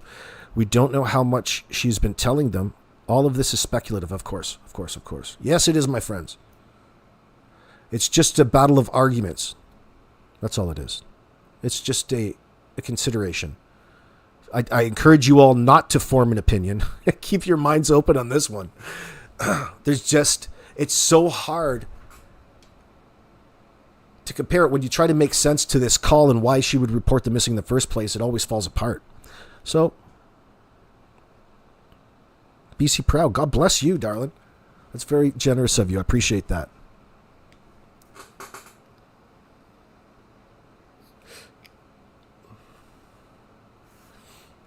So you're saying authorities typically move quickly in neglect cases, especially involving very young children, Eliza? She would be very likely have been charged by now, either under the criminal code. Oh, I don't know. Oh, fuck no. No, you're not. We're only a month out. We're only a month out. How do they don't even know what went on? Why would she be charged with anything? The kids are nowhere to be found. There's no charges pending or anything until they get an understanding what the heck to charge them with.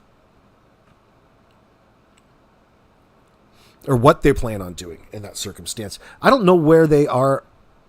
I don't know where they live, if they're on the reserve or just off the reserve.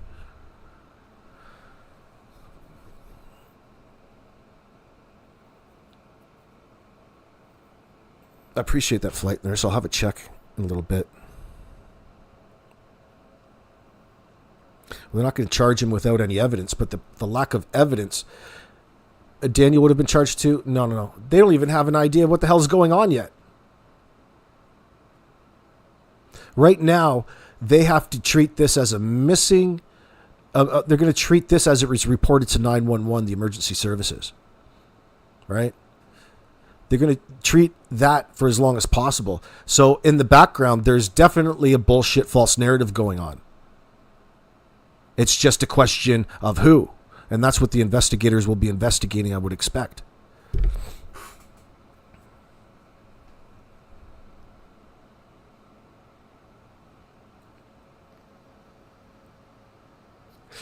But what's true and what's not, that takes some time. Like the legwork, you have to fact check all of this stuff. You can't just take it from Derwood O'Grady in that sense, as we love to. But we'll see. We'll see what happens. The first priority are probably going to be centered around Jack and Lilly and their whether or not they're safe. Right now, from their perspective of the establishment, they've got no idea where they are. Uh-oh, what happened to my chat? There you are.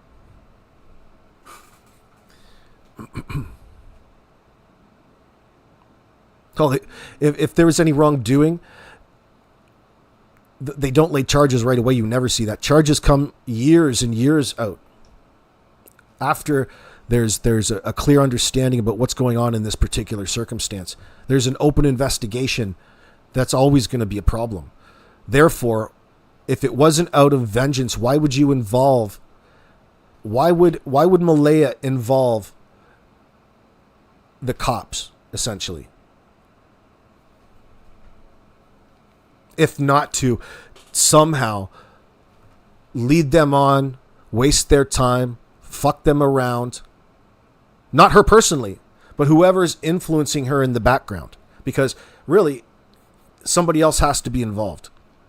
And that would have to be related to her with this extended family and the already existing gripe that they have against the RCMP.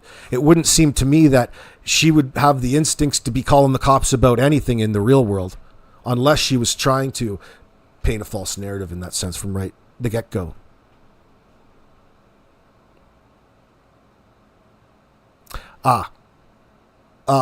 Yeah.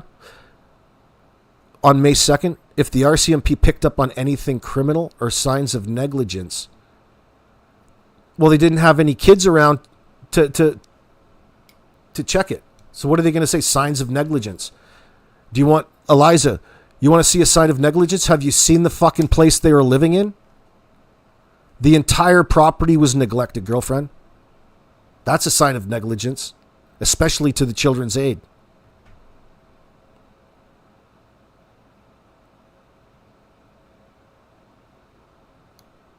Yeah, I don't know if they were necessarily negligent at all. It looked like a happy home from the one picture that I saw, but who's to really tell?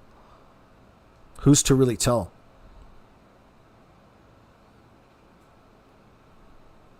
But the reason it would have been, I don't even know why I'm arguing it that way. I'm not even saying that negligence is involved at all. I would think that she cares about her kids.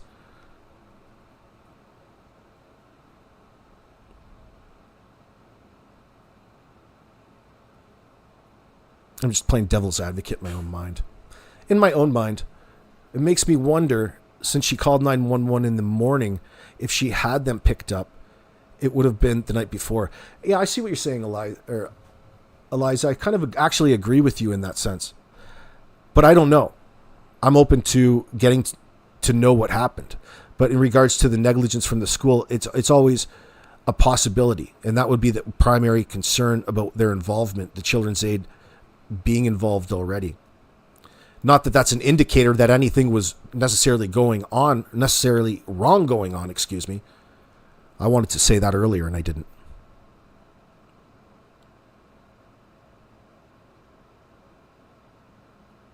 But hence, that's why we clean things up, right? So we don't feel as negligent or as shitty. You feel better when you clean up and things are clean. You know, it didn't seem that the household was as tidy as it could have been in that sense.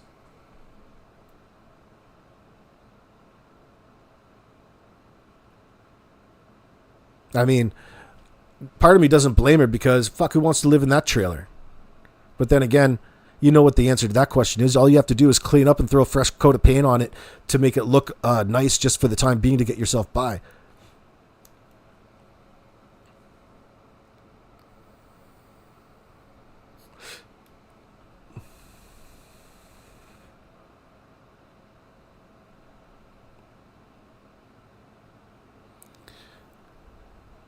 Flightner says they have her where they want her just by having custody of Meadow.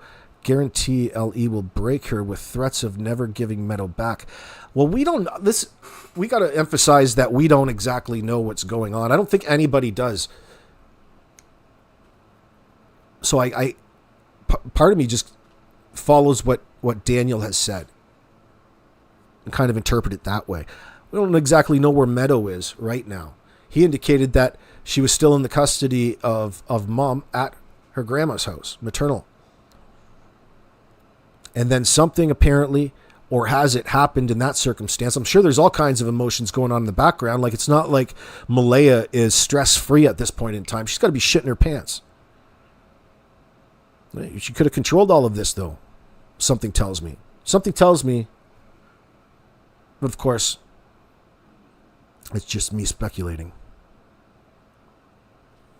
All you're saying, says Just Mary, all I'm saying is with 2 children missing, I think neglect would be a start to be arrested. Just my opinion. No, I think it's far too early. No. We're not in no position really right now to state that. It would be centered around, first thing that would be a guarantee in any of this is a slap on the wrist. And they might not even charge this. It's all up to the RCMP and the Crown how they want to handle it. But they'd usually frown upon wasting public resources like abuse by proxy. Could this be abuse by proxy just on another level?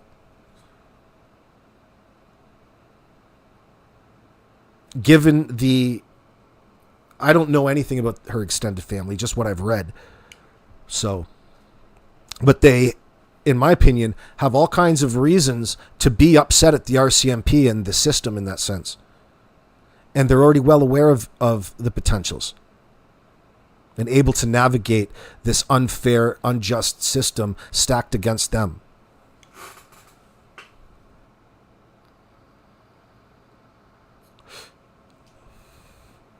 But they would, in my opinion, they would go after her to begin with filing a false police report. Granted that they find or at least identify where the kids are. Because now that you have such a high profile case, you're in a better position to negotiate with the establishment and the Children's Aid rather than away from, if it benefits you. You know, like, you're not going to get as fucked over as easily by the establishment in front of news cameras, because everybody is aware of the situation, regardless their interest level at the point in time. It would work to her benefit potentially to not get screwed over and for, the case to weigh in her favor, her argument there, and presuming that's keeping her family together, because there's this missing thing to get sorted out, right? So if the kids are technically back, it should reverse, granted what happens in the investigation would direct what happens with the Children's Aid custody and visitation and what the hell's going on there. You think that it would unfuck itself. But she would still at some point have to answer for something. Not legally. She would just have to, at least provide a statement. She's not going to hide behind her lawyer forever in that sense. Although her statements can come through her lawyer. That's the point, right? A public nuisance, Miss Kay? Where, in Australia? If it was proven they wasted public resources? Well,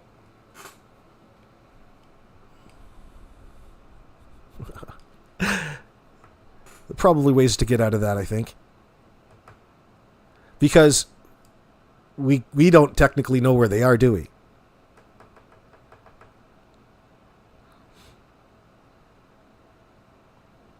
Other people do. Somebody knows where she is. So I guess she is missing. We haven't technically wasted resources yet. But it's a potential, right? We haven't wasted anything yet. They had to verify that those kids weren't in the woods. And they went about their process and how they felt they needed to do that and get that done.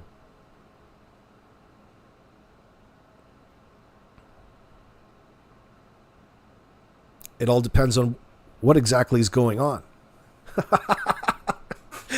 We don't know. We don't know. Cleaning's not expensive. You're making me feel bad. I got to clean my house today, flight nurse. Cleaning is not expensive, especially that's what gets you on the good side of the law. I feel bad if there's a mess around too much. Fuck, they'll take my kids from me. I'm just kidding. But usually you clean up after yourself. I'm not even saying that Daniel's house is a mess. I'm saying from a young, impressionable gal like Malehya, who is, listen, kids are expensive, bro. I'm sure she's trying to get with a better dude, getting herself in a better situation. And the more and more she tries, the more and more she potentially screws up and realizes, and real life starts coming through. And it's like, you know what? This isn't nothing like the movies. This is nothing like what I expected it. And it can make you a little crazy, you know? So, Daniel, I don't know why she would. It's not a perfect world. There's going to be all kinds of answers to the questions that I don't know, right? To them, there's answers to these questions.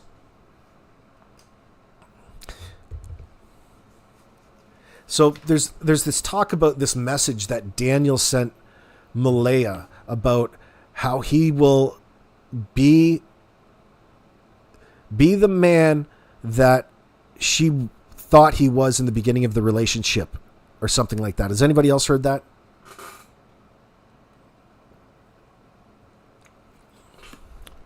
That's just an indicator. Who knows what that technically means? I guess we don't never know 100%, but that sounds to me like he's just pandering to her. He's trying to fix a bad situation, and he's saying anything in the moment. It's like, whoa, honey, hey, listen, whatever, just, don't leave me, baby, don't leave me, type of scenario. Rather than it even, like, for all you know, it could be a line that she's giving him at the time to keep him busy while she bails, right? And that's probably what it is. She's a big girl now.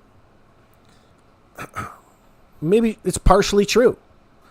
Whatever it was, she didn't want to be with Daniel anymore. Answer is why the hell did you have a child with him in the first place? I mean, I realize it's a bit late for that. It's a bit late to ask that question, but it shows maybe that there's some irresponsibility, perhaps, at work, which I'm sure we're all guilty of at some point or another. So it can't be comfortable somebody wanting to know all your business about everything, but it's too late for that now, dude. You're notorious. You guys are famous. You're CBC famous. Everybody's going to be wanting to know everything about all kinds of things.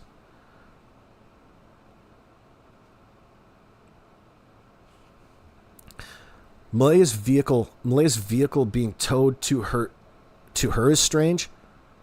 Was she still on substances? I don't know if you have to talk about substances, but yeah, that is kind of odd. It's probably I don't know what's going on in the background. She didn't have a friend to go pick it up. Maybe somebody else was paying for it. Sounds expensive to me. It probably cost her $1,000. Why did you have to spend $1,000 on that?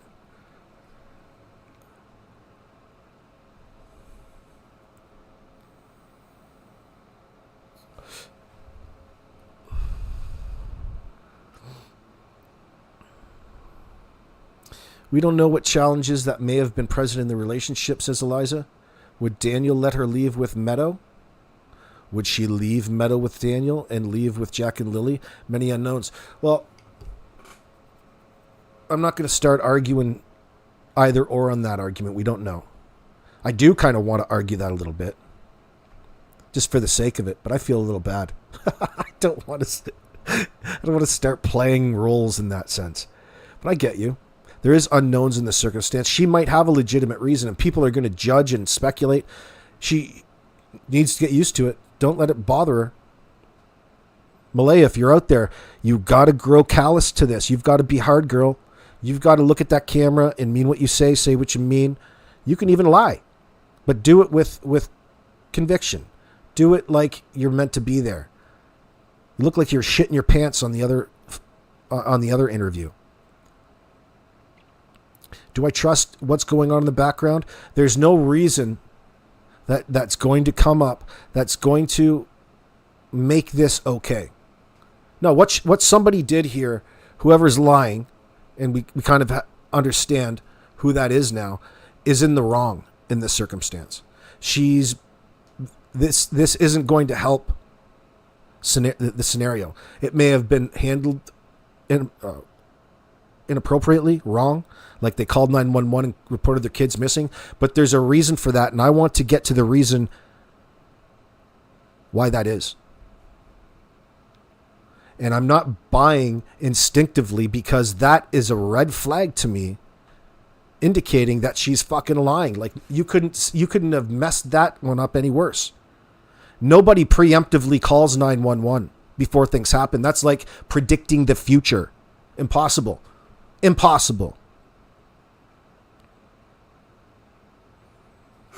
So that's the primary issue here.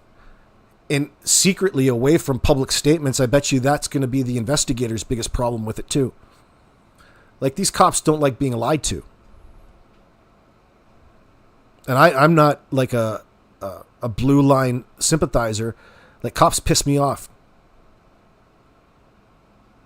Conspirators. What is that? What does that say, Karen James or Karen Jones? Co-conspirators. Thank you. Oh, I thought you were trolling me, calling me all a conspiratorial son of a bitch. You're damn right. I'm not sure if you've noticed. You checked out The Matrix? Fuck, we're going to break through that today.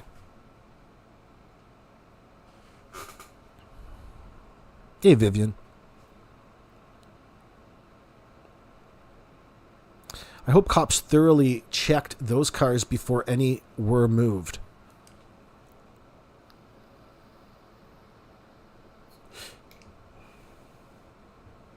I wonder what Daniel means when he said there's so much more to this story. I got like a boner for that. That makes me excited. What did you mean, Daniel? Oh, maybe he just knows how to play the camera. Are you guys pissed off that he was giggling and smiling and flirty? He was making flirty eyes with the interviewee. I thought it was the wrong place. But you never know what's going on because it's those clips, right? It can look a certain way. He's really, really liking the camera. I wouldn't be spending so much time in front of that camera at all.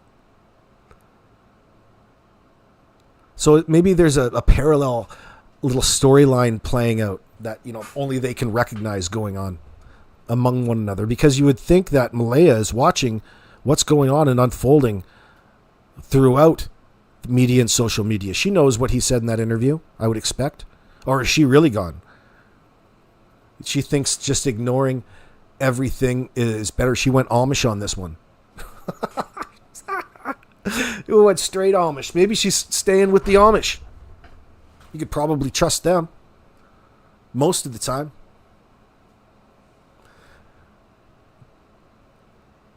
$150,000 buy a couple new horses. Nice ones too. Egyptian Arabians. That's pretty cheap for an Egyptian Arabian, actually. A half-dead one. What are you saying, Nanya? Means she ain't going to go get it herself. It doesn't exist. She don't care.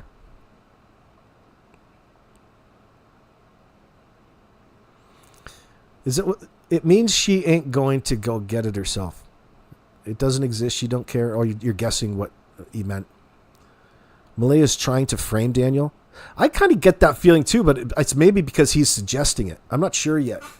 There's always that. It seems to me whoever is orchestrating this little Mossad-like production is pretty clever. They're pretty clever. Especially when it comes to fucking with investigations.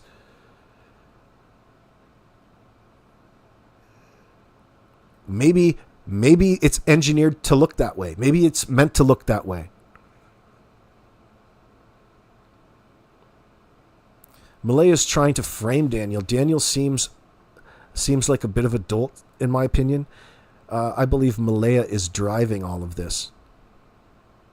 Well, he probably wants, I don't know, maybe, I'm assuming that he wanted to be with her. Like, this was news to him that she just ghosted him. Is anyone else getting that? Like, it was kind of a surprise to Daniel that he got ghosted, enough to mention it in the media. And he gets on, you know what's really sad for Daniel? That the dude gets on the CBC and starts crying about it. Dude, you're never going to get away from that. Fuck, man. Oh, I had house full of kids. I had a trailer. You had 7 people in that trailer, dude. That would be an indicator to Children's Aid that there wasn't enough square footage for everybody in that living space, pal. Okay? I don't... Anybody else? I mean, they allot a certain amount of living space, like square foot space, to each child that you have. Like, for example, you can't have 5 kids in a 2-bedroom apartment. It's probably going to be a little bit cramped. But, you know, that's the rules. I'm not saying that that's right. But they have rules in that sense. So it gives them a reason to come in and in this case, scoop up your kids from a certain perspective. But why would you then go and purposefully risk? You risked sacrificing Meadow. Is it because the person who's controlling Malehya doesn't like the father? Like, it seems to be a little bit of animosity from the mother's side towards the father in this circumstance. Probably because he isn't treating the kids a certain way, or it's perceived that way. I don't know. I would expect it to be one of the regulars, the go-tos of why there's always division in scenarios like that. The blanket found supposedly was the same bag as Daniel's 2 sweaters and water bottle. A flight nurse, there's 911 or the searchers. There's audio of the searchers over the radio talking about that piece of blanket being a piece of the blanket they used for with the search dogs and to disregard it.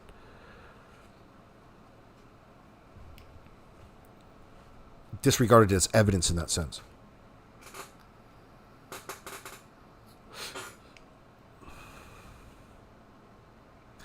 Yeah. 80 Katie, you heard Daniel in an interview say that if his sweater is found with any evidence, it was planted. Yeah, let me make an announcement to the RCMP. That goes for me too. If you ever find anything associated with me at a crime scene, it was planted. I'm sure they'll fucking put that on file.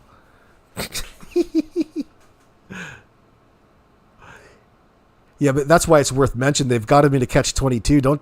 Doesn't it? These bastards are clever. Oh shit, they are clever. They tried to set him up. They are trying to set him up. You can feel it. But not that they're going to fall for it necessarily, but they're going to try, and it's that effort that gets in your mind. These fuckers are clever. Oh shit. What are you saying, Eliza? Malehya said she instinctively called 911 right away. Daniel said he was only gone for 30 seconds, and when he returned, she was on the phone with police. Darren said she asked Daniel. Yeah, just other discrepancies in the story. And normally, you don't expect stories to match 100%, but you expect them not to be circular and all over the place, because what we're all doing is different than the words that she spoke. We have to do a lot of assuming. I wonder what's in the minds of the investigators, what they perceive as what is said, because they've mixed up so many words. They were mush-mouthed, and that's not necessarily an indicator of guilt, but it doesn't look good in the totality of everything else after the fact. Like, you don't have a clear and concise statement about the emergency at hand. There's a fucking problem. So just because you stumbled over your words and stuttered isn't going to go ignored. You know, there's a lot of hoping for the best here, I think. Malehya said, whoopsie, hold on.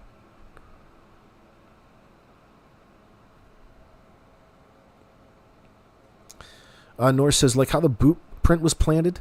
Someone explain how only one print was found. The ground was muddy. There would have been more. It could have been one type of boot print down by the corridor. There's a little corridor nearby. I don't know if it's a drainage ditch or something of the sort. That's where that all was centric around. But yeah, there was more than one, but I think it meant one type of boot print. I don't know that for a fact, but that's kind of how I interpreted it. Yeah, it's just something, right? It's like a red herring to put out there to make it look like you're doing something potentially. Don't. It should be pretty easy to match it up with the one that you're finding. Like, all of a sudden you don't know, especially when they're that young, you know what shoes they're wearing.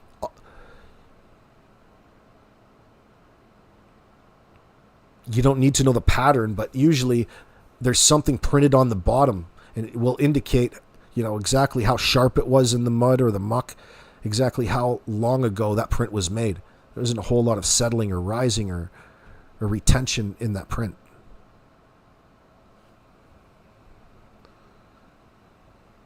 Have a look.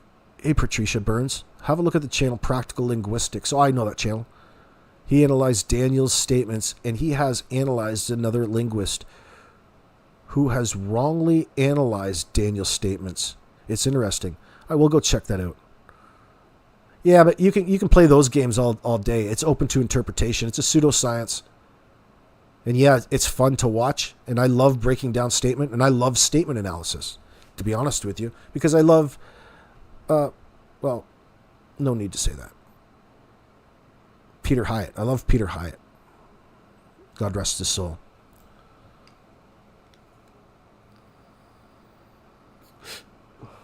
But that's what breaking down linguistics is for in that sense. You can interpret it any old way and make an argument. There is a right and wrong way, but I would be interested in watching that maybe. I'll go check it out, Practical Linguistics. Thanks for plugging his channel. I love him. Sometimes. I haven't watched him in a while. 80 Katie, situations involving CPS. What are you saying? That I'm up here making false statements? I don't think you're saying that.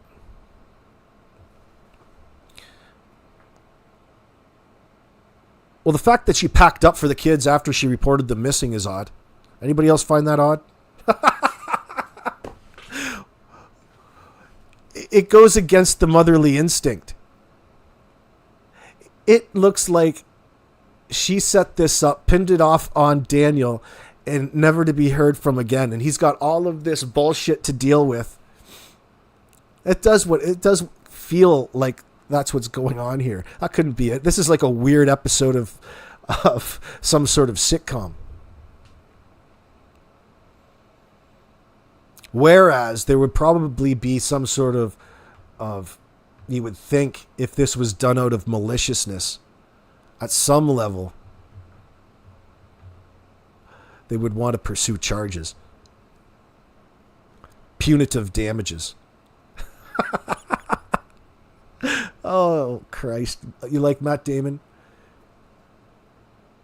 Oh, he's another statement analysis. I'll check it out. They usually just pop up on my home screen when I mention them. We need to figure out what's up with Biodad, as his mom claims. No criminal history. yet everyone is saying he has been to prison, etc. If you tell one lie, you will tell many. The truth never changes. I don't know. That's just coming from his mom, Cody. You know, you take what Grandma Gray says. She hasn't seen him in 3 years. Her kids in 3 years. He had no problem walking away from his family. Is odd, but it would suggest that she was purposely icing him out. I'm just taking her for, you know, I don't know what's true or what's not there.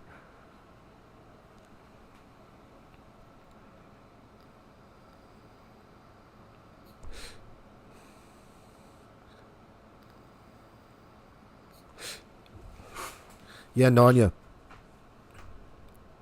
Well, especially now that she called the cops. Somebody might have... She says, Nanya says, sorry, I was in traffic, meaning you said her car was going to be towed. To me, that means she doesn't even want to bother to go get her stuff. She is done with him and all of her stuff there. Yeah, it would strongly suggest that she's not coming back to the place that she reported her kids missing from. That's highly suspicious. That's fucking highly suspicious no matter which way you look at it. At some point, you've got to be accountable. You've got yourself into a bit of a mess. You should be able to get yourself out of it with just a hint of honesty here.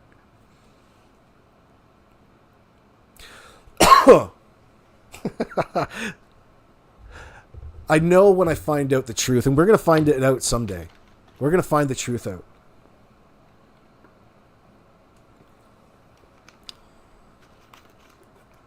Or truth that we're satisfied with. Somebody will be giving us shit. Sorry, hold on, wrong one.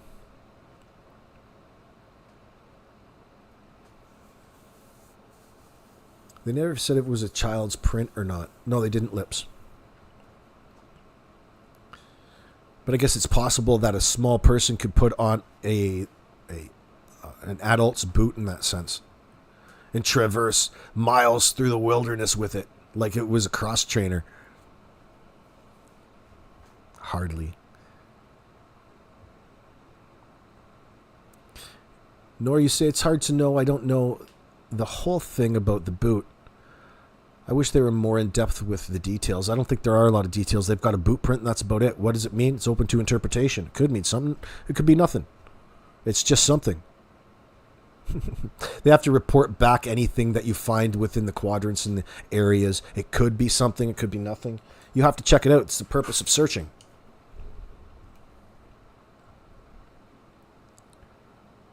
You Miss K, the birth certificate confirms a child's ID are often required for legal processes or to access certain services. Police might involve CPS in the cases of suspected child abuse or neglect. Verify custody orders. Yeah, I get you, Miss K. Just the sheer...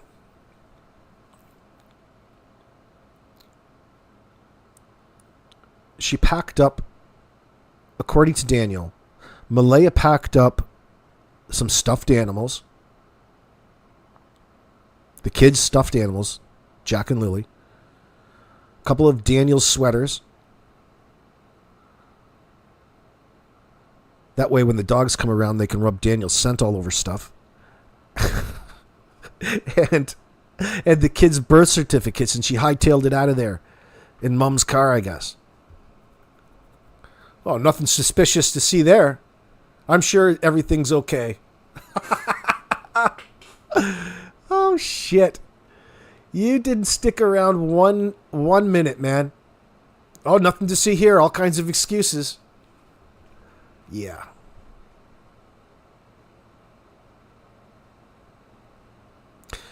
They didn't say whether it was Casey. My question is, has law enforcement been out of their house before for domestic abuse or any other? You could FOIA CD Canada. You can FOIA that information. I'm not sure if you'll be able to get it. Probably heavily redacted. Potentially. I mean, it would tell you if it existed or not. That would be an affirmative. My question is, has LE been out to their house before for domestic abuse or any other issues? Or have there been issues of her saying she will unalive herself in certain situations like self-harm? Well, it's, you can take, I don't know how manipulative she is. She's probably manipulating Daniel to a certain degree in order to get out of a situation she didn't want to be in anymore. It's rather cowardly. It tells me that you were probably dishonest during the entire time you were with him in this relationship somehow. Like you're in a relationship with somebody, all of a sudden you feel that you can't and don't want to communicate with them like that. What the fuck is going on? It's kind of bizarre. I guess you're right, but it seems to me that one, that she's made her mind up in that sense, and there's no talking about it. There's no need. Which is really bizarre, because you would have thought that you could have taken Daniel for at least 3 of the 8 hours that he works in a week.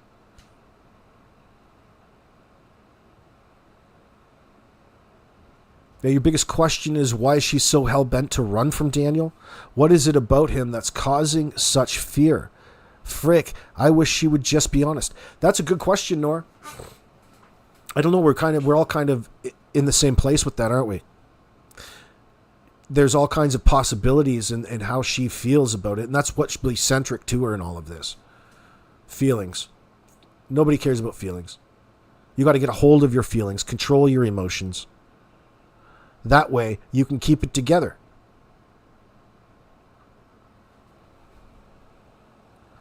Your biggest question is, why is she so hell-bent? I don't know. That is a good question, though. Deception detection analyst. They work for verbiage and the person response baseline. Sergio worked 20 years. Homeland Security.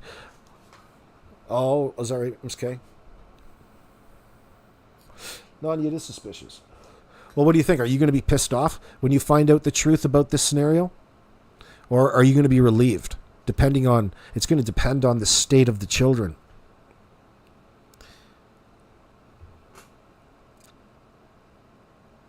So, my question is, what is her ultimate goal? Like, is she trying to keep her family together? One would think that you're eager to keep your family together. We're wired to protect our family in that sense. So why does it seem so torn in this scenario? Why the necessity to ice out Cody? And why the need to ice out Daniel? And why is she getting into these relationships and getting knocked up in the first place to then make it a lot more difficult on herself in the long run and trying to raise a healthy family and a happy family?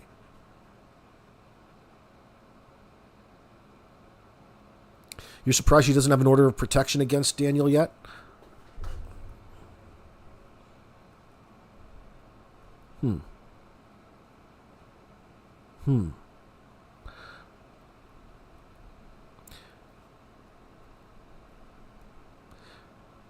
They say after her mother talked to her on Saturday, Malehya changed her mind and left right away with her. Right away with Meadow?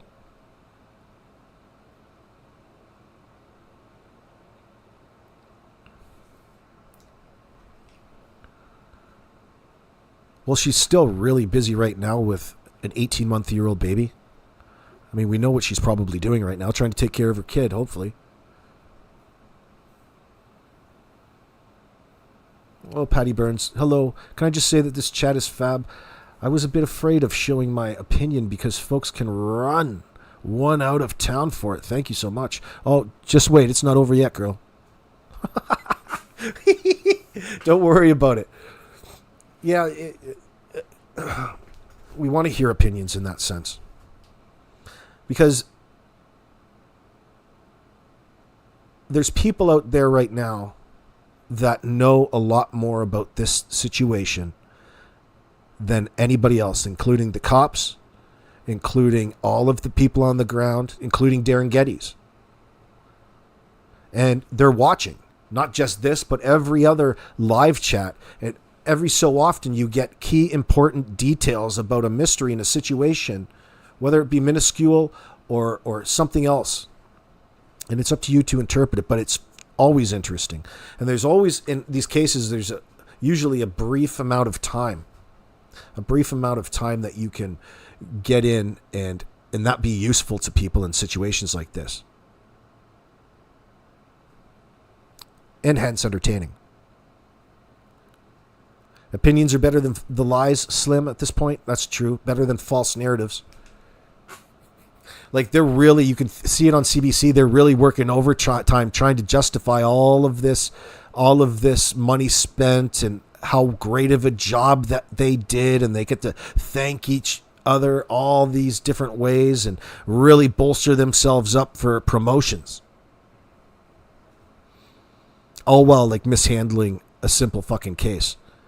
Like, who really made this into something that it wasn't? Is it Malehya's fault, or is it the CBC's fault? Is it the RCMP's fault? Did they handle this appropriately? I don't know. Because somebody is going to have to be accountable. And if Malehya's not around to be accountable, to answer for all of this, they're going to have to start filling in the blanks themselves. And that's always going to paint a false narrative. Something that the CBC does quite well, and the establishment does, because they protect themselves. Or Derwood better be ironclad, otherwise he's really kicking a hornet's nest. No, he'll get away with it. It happens all the time. People get in these situations. I'm not saying he is or he's not. I don't know. I just think he was up there more for attention than anything else, because really, in hindsight, he didn't say anything that we didn't already know. Not me, but us. Everybody already knew. He was just overly exuberant about who he knew, who he was related to. You can't just be fucking related to somebody. It has to be third, separated, all kinds of different ways that are so obfuscating. It confuses you, but in the same time, preys on the vulnerable mind that's thirsty for information. He's just surfing off that human nature. It happens all the time. You just got to be aware that it's a possibility, right? And take it in consideration. As juicy as the information sounds.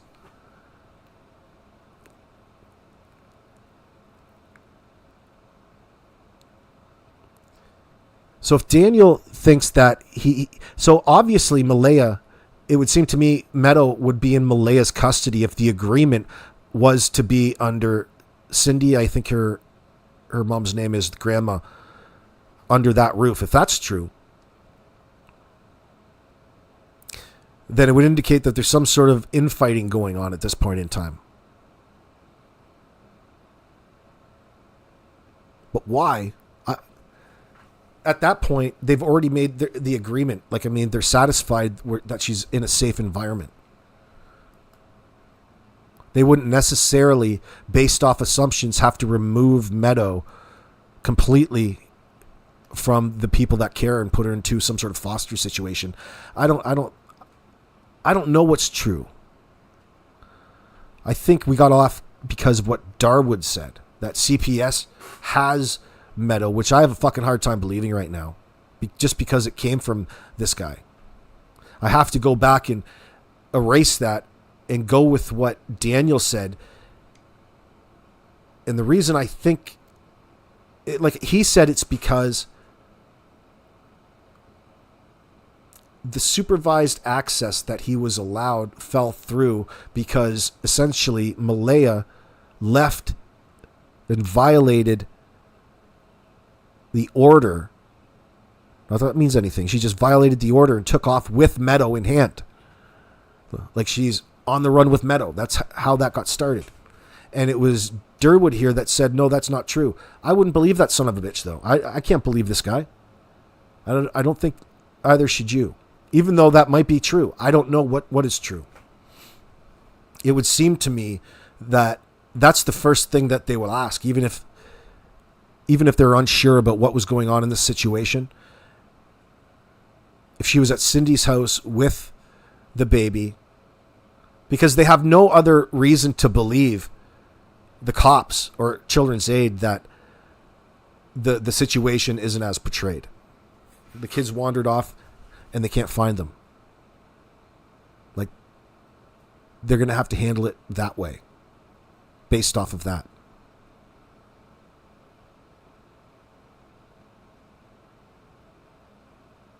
Malehya had Meadows' things packed in Logan's car, ready for her to take. Ready for her to take Meadow for a bit. And then her mom talked. Her mom talked with Malehya. And she left very quickly and took Meadow. Yeah, Katie, that's what, what's her name said? Logan. That's what Logan said.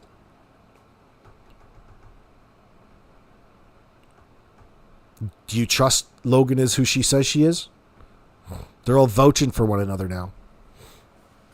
I try to keep my mind open with that. I don't know.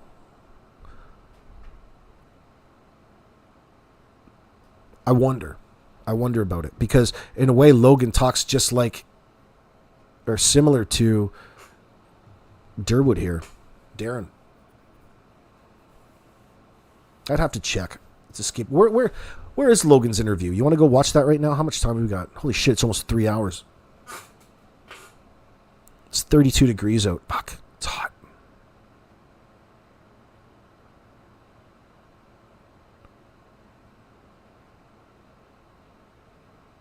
Truth revealed. You go over and see him. You can plug his channel. That's cool. Karma Moon. I would guess Malehya is working with police. I don't believe Daniel or his family's claims. He's talking a lot. Karma Moon, you would guess Malehya is working with police? I'm not sure that she is. I'm not sure that the investigators would tell you whether she is or not. The RCMP won't tell you shit. They don't want you talking. I mean, you could be right. But I don't think Malehya is working with police at all. She's lawyered up. So she's gone through the process of the lie detector, which was, did you kill Jack and Lilly? Would have been the same. Trying to determine if these kids were alive or not, and what direction to go in. I mean, the chances of getting her back in for an interview now, well, you probably have to go and pick her up.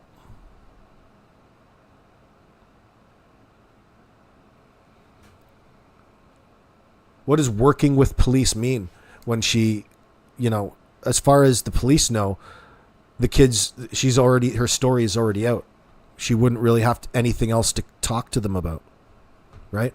The kids, her stories, the kids walked out that sliding door and she doesn't know anything else. What more is there to follow up with Malehya about? Unless there was a question about the validity of her claims.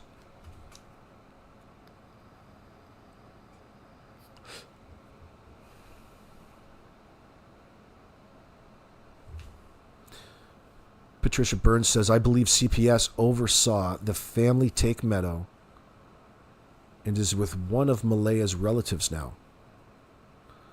Well, I think that's a bit of a stretch.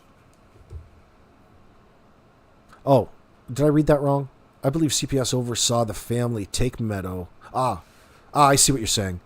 And she is with one of Malehya's relatives now. So you think it probably happened in a meeting and they wanted to do something and she was refusing? I think that's a pretty good idea, Patricia Burns.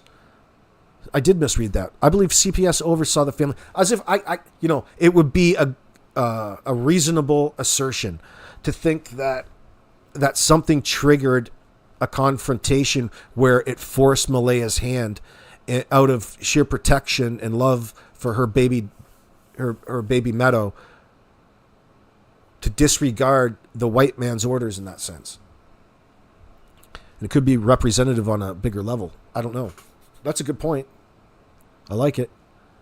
Do you think because of that, law enforcement will put more pressure on her because of the CPS violation? Nor, not necessarily. No. I think the RCMP and the investigators will treat Malehya with all of the sensitivities necessary and then some. They'll probably wheel in dinner for her. They'll rub her feet. They'll read her bedtime stories. They'll monitor her phones and all communications, and they'll buy her lunch and treat her just fantastically. Just tickety-boo. Until the time comes to make a decision, and then they'll turn on you. I think she's avoiding... I think she's just playing a game with law enforcement, probably. I don't even know what's going on. I actually shouldn't say that. I have a suspicion somebody is from Malehya's side. Whether it's directly Malehya, I have a hard time believing that, because she's probably a pawn in a bigger game of to a degree, from an outsider, might be brainwashing, familial brainwashing in that sense. Whether it's justified or not, I don't know. When you call into the school with your children's absence, is it a voicemail, text, email? It's a numeraire. So your number's on file. You call in and it says, is your child going to be late or absent for school today? And you go through like a dial tone number, and then you press 1 at the end to enter all the information, and you get a verification number. Just an automated system, voice system.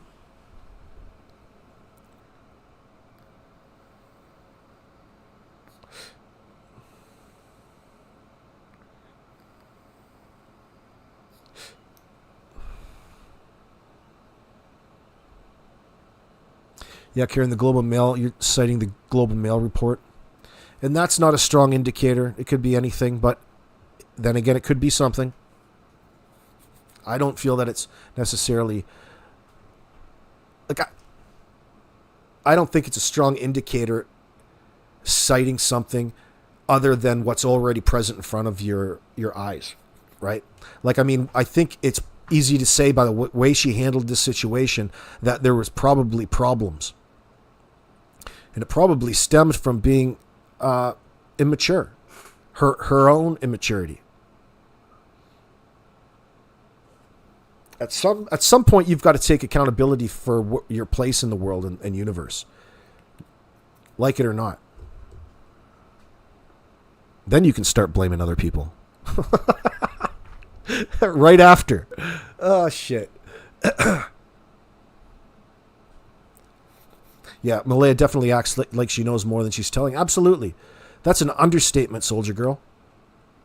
It looks really bad, man.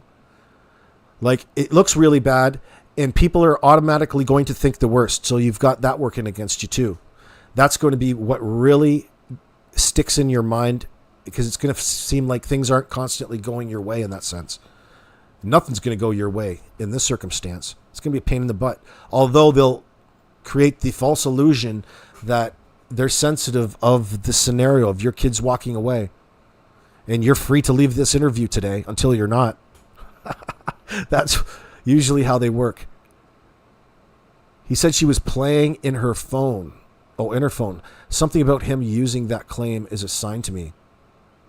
Karma Moon, who's he? Are you meaning Daniel? Playing in her phone? Playing in her phone to Daniel's probably, she's texting some other dude, probably an emotional friend or family member that's guiding her throughout all this. So you're telling me that day that she called the kids in missing, you say that she was playing on her phone in a suspicious way? He said that publicly?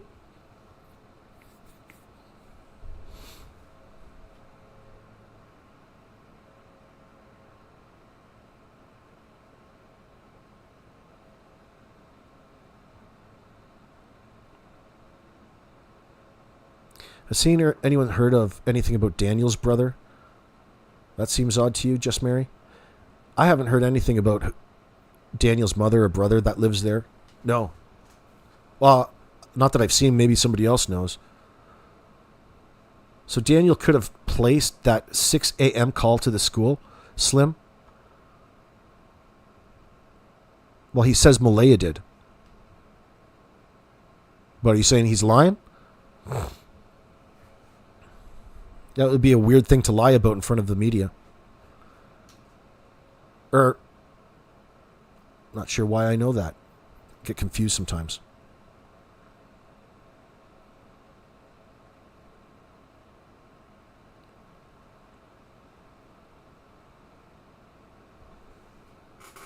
Daniel's behavior lives down the road. His brother lives down the road. Daniel's brother lives down the road.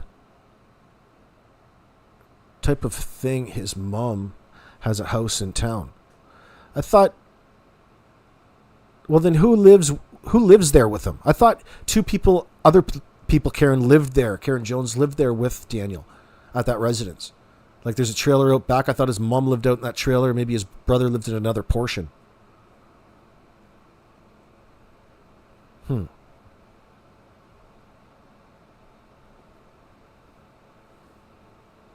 Wouldn't the answering machine know the voice? No, you don't have to say anything, Nor. It's just all dial. Like press 1 for this, press 2 for this, press 3, press 4. No, you don't actually say anything. There's nothing on like recording saying that Jack and Lilly are going to be sick today. Boop. Leave your message after the tone. Boop. Hi, Jack and Lilly are going to be sick today. They've got a cough. No, it's not like that. They already know why you're calling. It's a attendance reporting system. So they know that you're calling the kids in late or sick. You've got to choose between what it is. Half day, full day. There's like 9 different types of reasons for being absent. It's parent-approved absence. Is there an appointment? Does she have, COVID? Does it have the flu? Do they have tummy problems? What is it?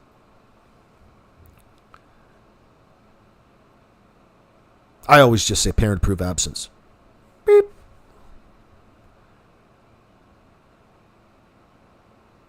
Daniel's mom is very fond of his first wife. Daniel's mom is very fond of his first wife. We don't know anything about his first wife, do we, Karen Jones? She's probably got all kinds of shit things to say about Daniel, too. It's going to be really difficult to find some good things for her to say about him. Oh, here we go. Just where you want to be. All of your fucking business coming in front of the CBC on somebody who's just so biased against you like an ex. Doesn't matter who it is. It's like, oh, God. Oh, God. It's like nails on a chalkboard to anybody. Oh, Jesus. But for like the third party, it's just gold. Oh, yeah, it's so entertaining. Oh, here's this woman just talking shit about Daniel all over the internet. Oh, give me some more. Give me another slice of that. This is not D&M's first rodeo. Karen J's, they've had experience in that other relationships, custody, child court, etc. Yeah, Karen, do you know them personally? And I don't, in that sense. Do you know them more? But I think you're probably right. They both have like baggage, I think they call it, right? Don't we all? We all have baggage at some type. Some of ours are just a little more hefty than others. It doesn't matter to me if he lives there or not. Folks are talking to family members in all of this. But brother nor mom of stepdad or of 2 missing children, I'm sorry, that's still off to me, says Just Mary. She's pissed. You got a point. Well, I mean, you're never going to make everybody happy. It's like what should have done, like shoulda, woulda, coulda. From their perspective, I probably think that they just want to go on with their lives. Either got no fucking idea what's going on. They want to stay out of the drama, kind of like they wanted to stay out of the nonsense during the entire time they were together there. Like, ideally, it'd be nice to have a better idea about what went on. Like, we're mad at them because they're not letting us into all of their personal business. How dare they? They've got us this far. They got us all dressed up and no place to go. We want to know your business, and we want to know it now, damn you. Part of me doesn't want to know. Part of me likes just to make it up and assume. It's nicer that way. Then you can. It's easier to apologize for your laughter, to not be non-offensive in that. They call us and say your child was absent on the recording. Yeah, well, it does. If you don't call into the reporting, if you don't call it in, they'll call you in that sense, sweet tea. So you can either call it in or you can wait to be late and nobody have any answers and you look like a bad parent for not taking, for not calling in ahead of time. They've got to call you. It doesn't look good. But they send out a call right away if you didn't call after attendance. Here in Ontario, they do.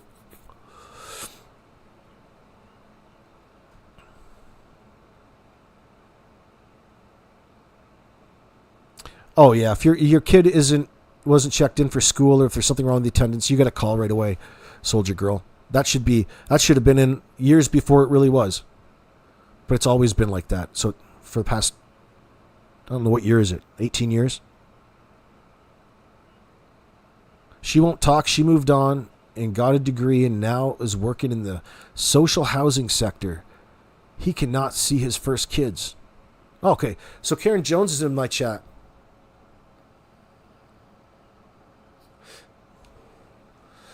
Yeah, so let's talk a little bit about that. So she won't talk. Karen James, how do you know, or Karen Jones, how do you know that? She won't talk. She moved on and got a degree and is now working in the social housing sector. He cannot see his first kids. How do you know that she's just not a busybody weirdo? How do you know that she's just not a douchebag? But yeah, it is interesting on the surface. There's got to be some sort of conflicts going there. I wonder what Daniel has to say. All these girls are against me, guys. These women are against me. That could be. He doesn't have a very good track record when it comes to picking women, that's for sure. No offense, old girlfriend. Miss K says the family lived on the property with Daniel's mother and brother. And there were reports of family tensions and accusations related to this disappearance. Yeah, Miss K, I'm not sure where those came from that particular day. It seems that, Malehya's family didn't like Daniel. Or maybe there's some tension from Daniel's family against Malehya. Probably because she's a bit of a manipulator, perhaps. She's all wrapped up in her emotions. If you listen to Darren, she's had a hard go of it. What the hell does that mean? He's starting to talk about postpartum depression, but he can't diagnose it, not because he's not a registered psychiatrist, but because he's a man. Like, are you a retard, bro? You get up in front of people and start talking the truth in regards to this situation in a way that says that you're bullshitting. You found an interview on the kids being seen on camera the day before. Specific location was not given. It was at the mall or near the Holland Mall, yeah? Just Holland Mall. Out and about could be really anything. They were just identified. That's important because it rules out so many other speculative possibilities. So, 80 Katie, Daniel lied on the interview. What did 80 Katie say? Where did she go? Miss K, Daniel's brother does not live on the property. That was a false statement from the beginning. Really?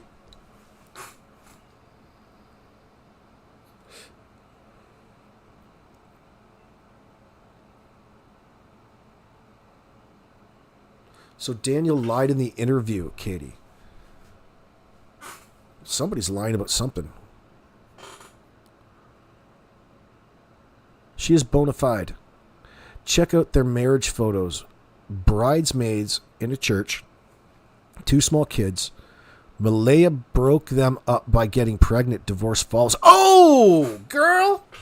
Damn. Oh, now you're talking. Now you're talking. Now we got a show. Listen to this. Karen Jones in my chat. I told you. Karen Jones knows something. She is bona fide.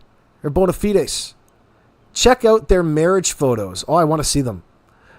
Bridesmaids in a church, 2 small kids. Malehya broke them up by getting pregnant. She got knocked up. She got a bun in the oven, girl. What's going on, Daniel? Fucking Lance romance.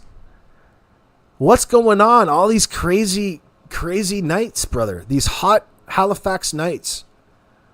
Wow. I wonder what's going on. Divorce follows. So she's pissed.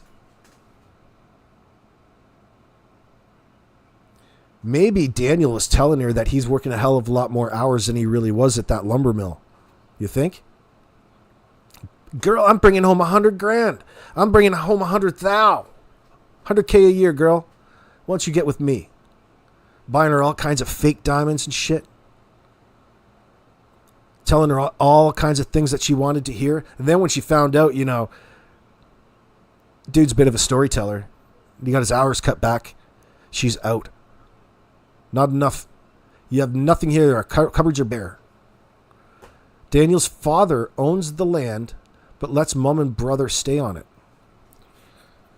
Oh, thank you very much, Just Mary. That's interesting.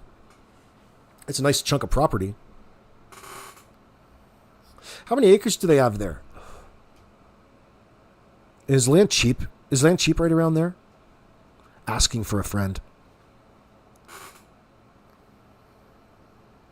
I got to get the hell out of the city.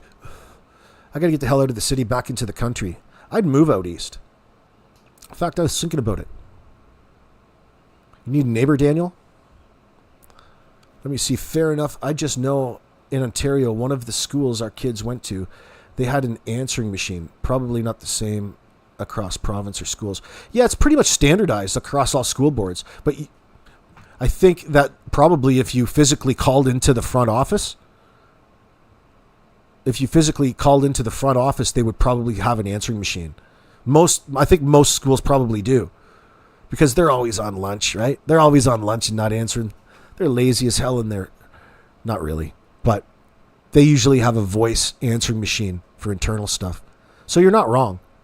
It's just that instead of calling the school to report an absence, that's the distinction that they usually want you to make. They don't want you calling the office, leaving a voice message when they've got this automated system that they set up for attendance reporting. That's all. And they are two separate things in every school. Although, I mean, there's probably people that still call into the school and leave messages. But they would still get a call on that automated voice machine. It wouldn't bypass, that's what matters. That automated reporting system. That way, across every school, it's standardized and we don't let kids slip through the cracks in ways that they were possibly used to. That's all. I'm concerned on why did Children's Aid not letting him see the baby? Well, first of all, you're expecting a little too much out of that organization. They're about as organized as a drunken piss up at a brewery. So they always err on the side of caution. They always got to, it's not the best positions. They got to err on the side of caution. Why are they not letting him see the baby? Because he's probably, I don't know. Maybe he's a huge monster. Maybe he's a psychopathic fucking killer. How do we really know people? I guess we could go that route. Or another reason could be he's being set up and made to look more culpable in this situation, potentially, in order to make herself and her victimhood look greater to the people that are taking these reports. She's passing the buck.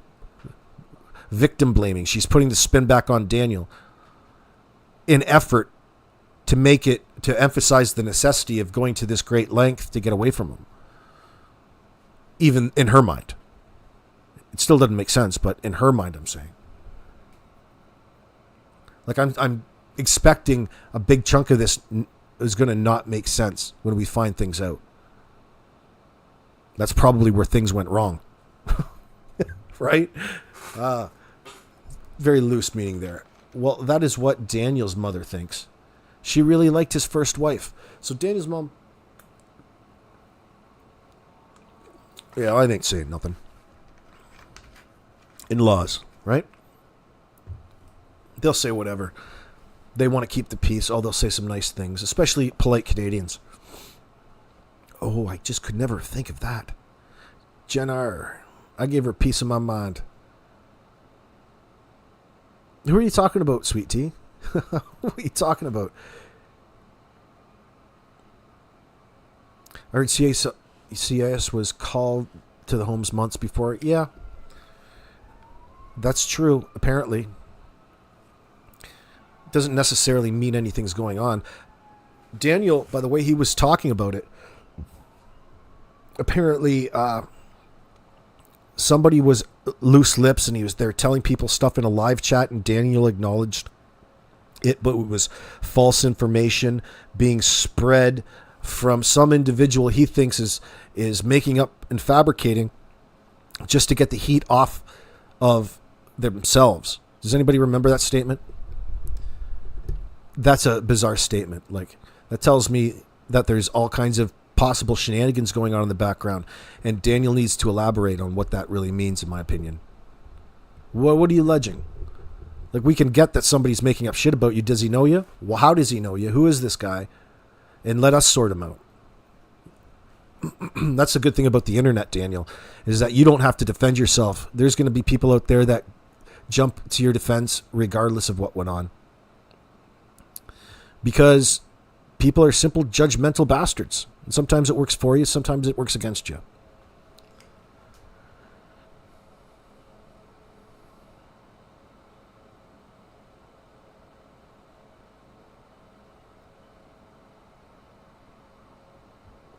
Oh, the school system, sweet tea. Yeah, I agree with you, girl. Yeah, the public school system.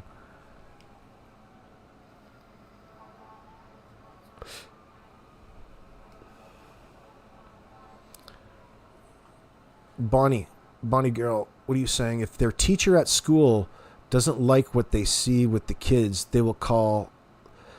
So, yes, listen.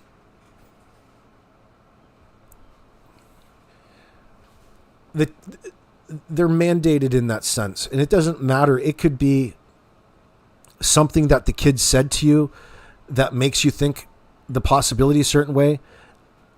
A lot of calls come in from the school in that sense, especially if there's potential with the children having a disability of learning. They have to sort things out, because usually that's how it's not uncommon, I should say, in that situation, because a person can't distinguish between neglect because of the lack of response that comes along with autism. They can't make a determination whether that's learned behavior or like lack of learned behavior, neglect in that sense, or if there's a true disability.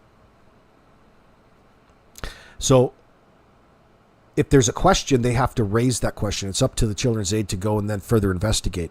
So, I mean, it could be something, it could be nothing. I just want, I just don't want it to make it look like they were under the gun by children's aid. Maybe they were.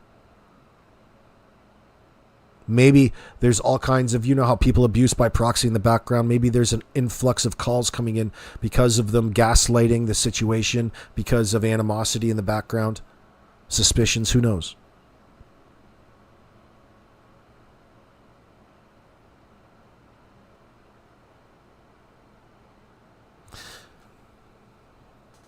So he doesn't see the first children he had with the first girlfriend as she was his wife, as she was on YouTube saying stuff about him.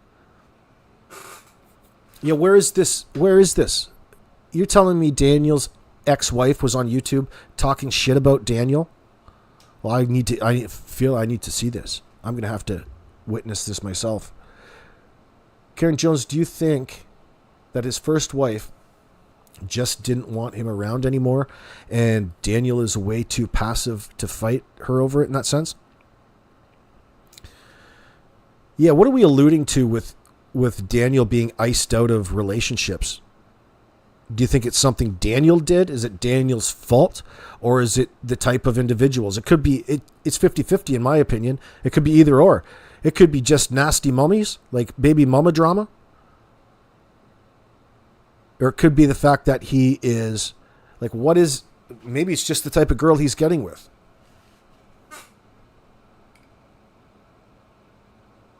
Like, I'm sure there's reasons for it, but is the reasons justified in that sense? And are these guys just weak men and don't really care regardless, and are just as okay to walk away?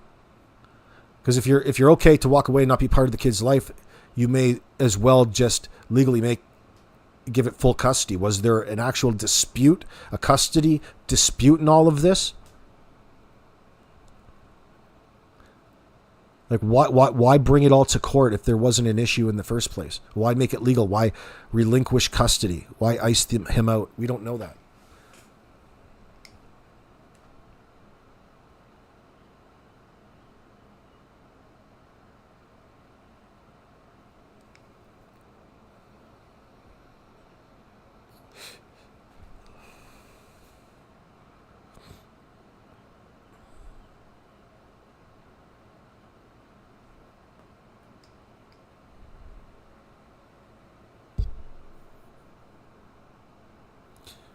She didn't want him around. Cody did not fight for his kids either.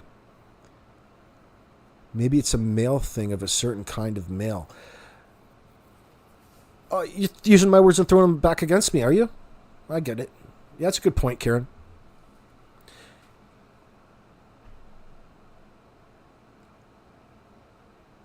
We're looking to point blame in that circumstance. I don't know. Maybe it's just a combination of immaturity and getting into situations. Like, how do situations like this get so ill?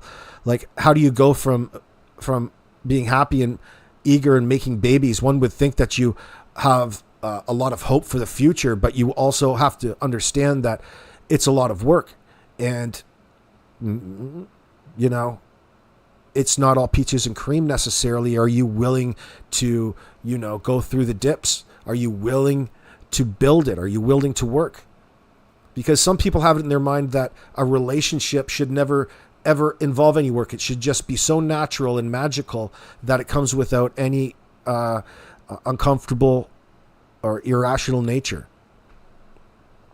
It's constant compromise. It's constant pain in the ass. Don't ever forget that. You may not want to consider it a pain in the ass because you've convinced yourself and brainwashed yourself that it's just part of part of a relationship. It's fantastic. And then everybody gets the grass is greener, factor involved. Who knows? Maybe there's an element of that. It wouldn't be abnormal. It's nothing wrong with her. She's just going through normal human emotions, and it doesn't sound like she's happy with her own place in life in that sense. She's not happy as a person, and she doesn't know how to handle that. She doesn't know how to deal with her own emotions. She's emotionally immature, perhaps. I get that from the words just in the brief clip. I can tell you're a weak, you know what. Like, that was a person who was hurt and centered around how they feel at that point in time and wanting to reach out and have people sympathize with her. That was the whole point of bringing it up.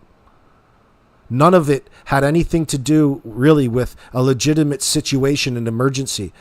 Like, in reality, you shouldn't have any time to be talking to the camera. You should be out there busting trees down, trying to find your kid, trying to find your child who's lost.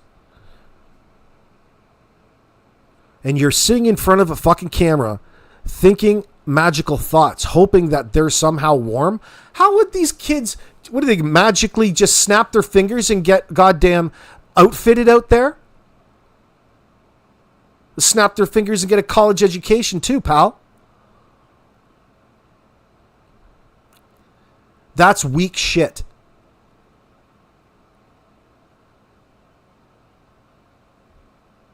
But how do I know that she's not been beaten down and made to feel less than worthy in that circumstance? I don't. She was tough enough to get in front of that camera. She's tough enough to be the poster child on this little psyop, we'll call it. The only person in a position to know any of the information that we want to know is Malehya. And she's in hiding. And she's in hiding for a reason. It has nothing to do with wanting to get away from a douchebag named Daniel. There's more to it.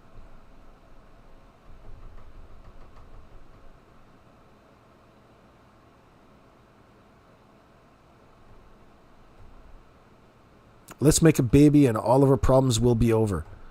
Karen Jones, yeah, kind of like that. Are you offering? Sure. How tall are you? Not all people think about having babies that way. Just some have them, in my opinion. Well, just like people, all kinds of... Think about it. We know how people can be, Jen R. They get their self-importance and they get their place in the world after they become a mother, and they romanticize the situation. Think it's going to be all, peaches and cream. Be honest with you. I grew to love being a parent. I was never wasn't just born a good parent. In fact, I sucked. I was brutal. I was talked down to when I first became a parent, but I got good. Out of spite, mostly. It's because I got nothing else to do, dude. You got better learn how to become a good parent. Then you can go and judge other people. Then you can go and cast judgment and say, you're horrible. I would have never done that in my first 5 years of being a parent. Oh, we all make mistakes. But as long as you keep your kids clean, fed, safe, for the most part, you're never going to have a problem with children's aid, no matter what anybody says about you. And you should know that as a parent. You should already know that shit. So it still raises question to me about their lifestyle in the background in that sense. Like maybe they're socialites amongst their little, I don't know what their lifestyle is, but this keeps coming up about, drug fueled parties and good times and all kinds of crazy shit in the background. At some level, that has to be true. So I'm not saying that that's the reason for anything, but Daniel is mentioning it. Somebody else has mentioned it. He wanted to say that there was no crazy party the night before the kids went missing. That tells me that there's been crazy drug-fueled parties there at some point at other times. Not that's illegal or anything. Daniel's not the best provider, obviously, Merge. Welcome, by the way, yeah. I think that's probably a big, strong reason why she's not around anymore. Like, what better reason to leave somebody is if they're broke, especially if you're a good-looking chick. Or a good-looking gal. And you've got aspirations. You're trying to get somewhere in the world. Well, it's a lot easier to get there with a rich dude than it is with a poor dude. They should be put in jail until somebody talks, Blair PI. Part of me says that as well. Part of me has that attitude, but you know that this hypersensitive, woke, cultured RCMP is going to be the easiest bunch of clowns to walk all over. It's not even going to be it's not even going to be an issue that's actually brought up or discussed, but you can already see that happening. And the poor detectives that get caught up in all of that red tape must just fucking leave early some days. Out of frustration, because it can't be an easy place to work if you're an old school cop like I like. He worked 1 day a week and the yard looked like a dump. What did he do with all that time?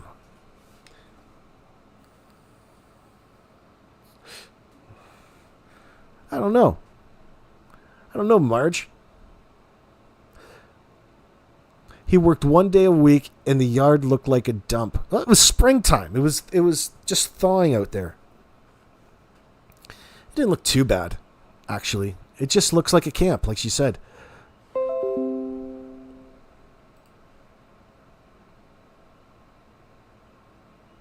Grandparenting is so much easier. I've heard that. I've heard that.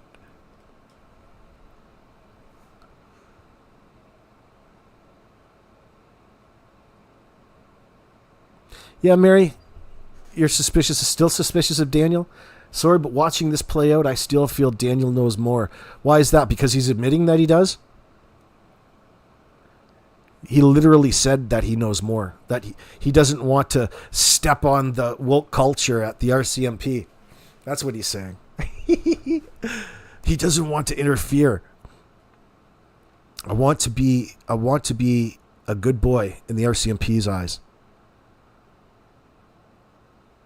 Maybe he's just a sucker for a beating. I don't know why he puts himself through these things.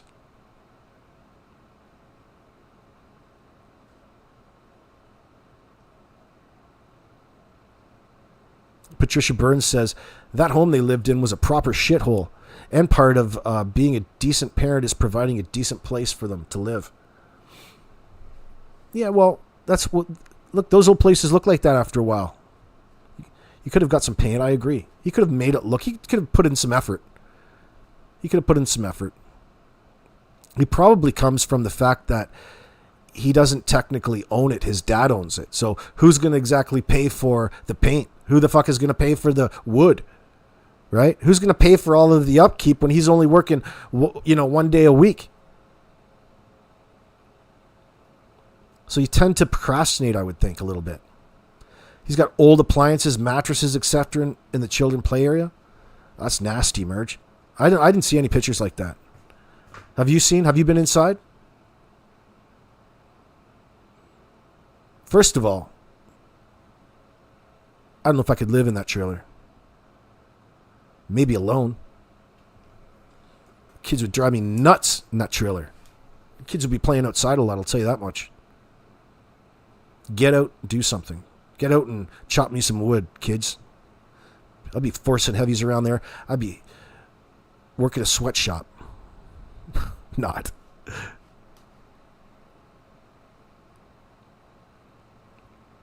Yeah, I could get your point. I could see, like, I agree. I can see where people would look at it and say, that place is a shithole.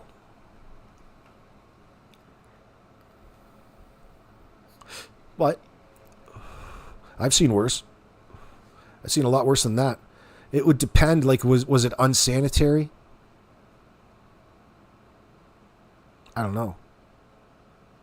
You spent almost $500 on paint for my house. I've got a collection going. I buy the paint, I get the paint, I'm all ready to go, I get set up, and then I watch the paint just sit there in the bucket and I don't put it on the walls.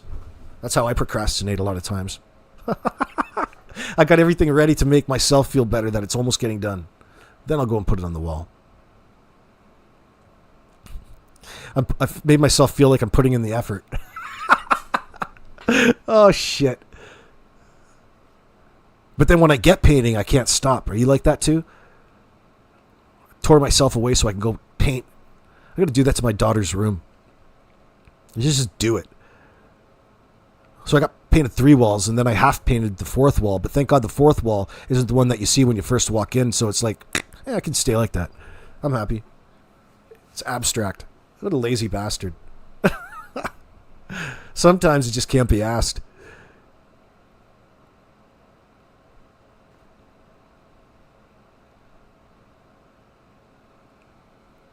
Patricia, which goes to Daniel being way too passive.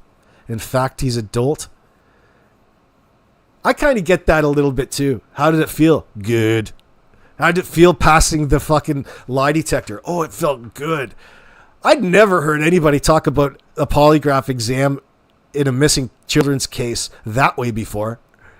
You know?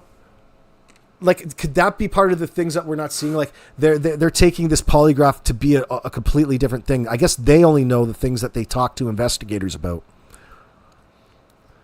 But what I would have thought when they asked you that question, you would have got into, it's like, piece of cake.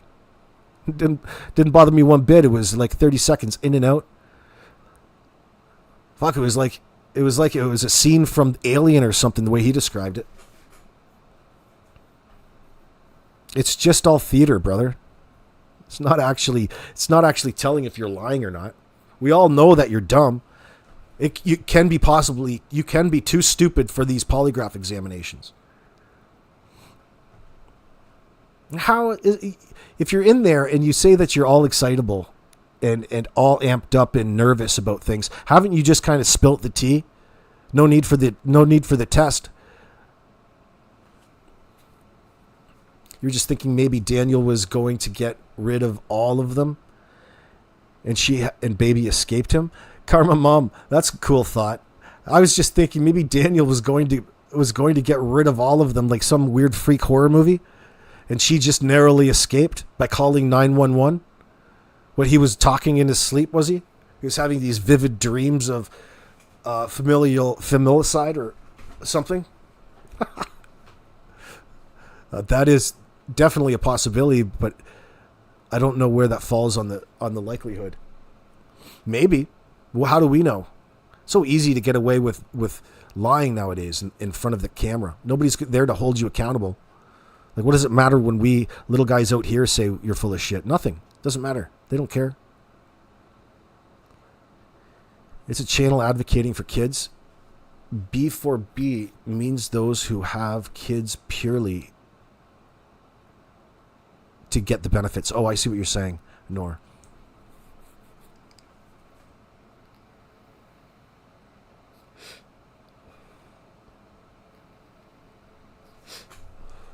Yeah, like a money stream. I get it. An income. Well, that definitely would have helped out the household. Not so much now. What's Daniel going to do on his tax returns? What do you put down in your tax return? Separated, divorced? They weren't married. They're just together. Oh, it was his partner. Partner. That's new. Daniel, partner. Howdy, partner. Daniel, the partner. I wonder how long she's been referring to him as his partner for. 15 minutes? Oh, shit. Not everyone get the money that the new Canadians get. Most Canadians are barely getting by for food aid. It's the same. They do the same in the States. Sweet. Never mind replacing a repair. So how the trailer looks may not have anything to do with it. Yeah. Oh, no doubt. It doesn't. People are just looking for something to attack them on in that sense. I guess he left himself open with that shitty trailer. I'm not so hard on him. I'm like living in northern Ontario and places that aren't like, you know, ritzy. I live in an old moose hunting camp. I'd be fine. Usually carcasses hanging around.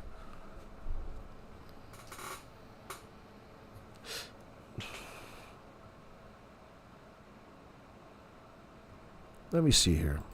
So we never finished, actually, I never finished this, did we? Hold on. Oh, so this is the relative speaks. Come on now, evil exists. We don't know. This Derwood O'Grady, I don't know about him. Seems that a man by the name of Derwood O'Grady, who is related to Malehya's side of the family, and knows Daniel from work, has been rattling some cages with the information he has been putting out on a number of channels already. Is he close to the truth? Is Malehya starting to panic? Derwood essentially believes that this was an orchestrated abduction type. Let's see if we can't pick out any of the pieces. What are you talking about? Shitty. So we got an old oil. See, that's his probably his heating oil right out there. Got an old oil drum out front. That's always a nice place for it, but it's easy to fill. I mean, it's necessity. Got kids' toys out in the front. Pile of wood, hardwood, a wheelbarrow. It's got a wood-burning stove in there, too. Good for him. I see a wagon, a little plastic wagon, I believe that is. Some tarpaulin, an old skid. I've got one in the back hanging up against something, too, by the way. So it's just the time of year. It's a lot nicer when it's, you know, in the summer. I don't think it's so bad right there. I mean, it's got some... See, it's still winterized up in that sense. But see, Grandma Gray didn't like it either. Grandma Gray said it was a dump. I gotta pick my nose. Oh my God. Type of scenario, and that the kids are...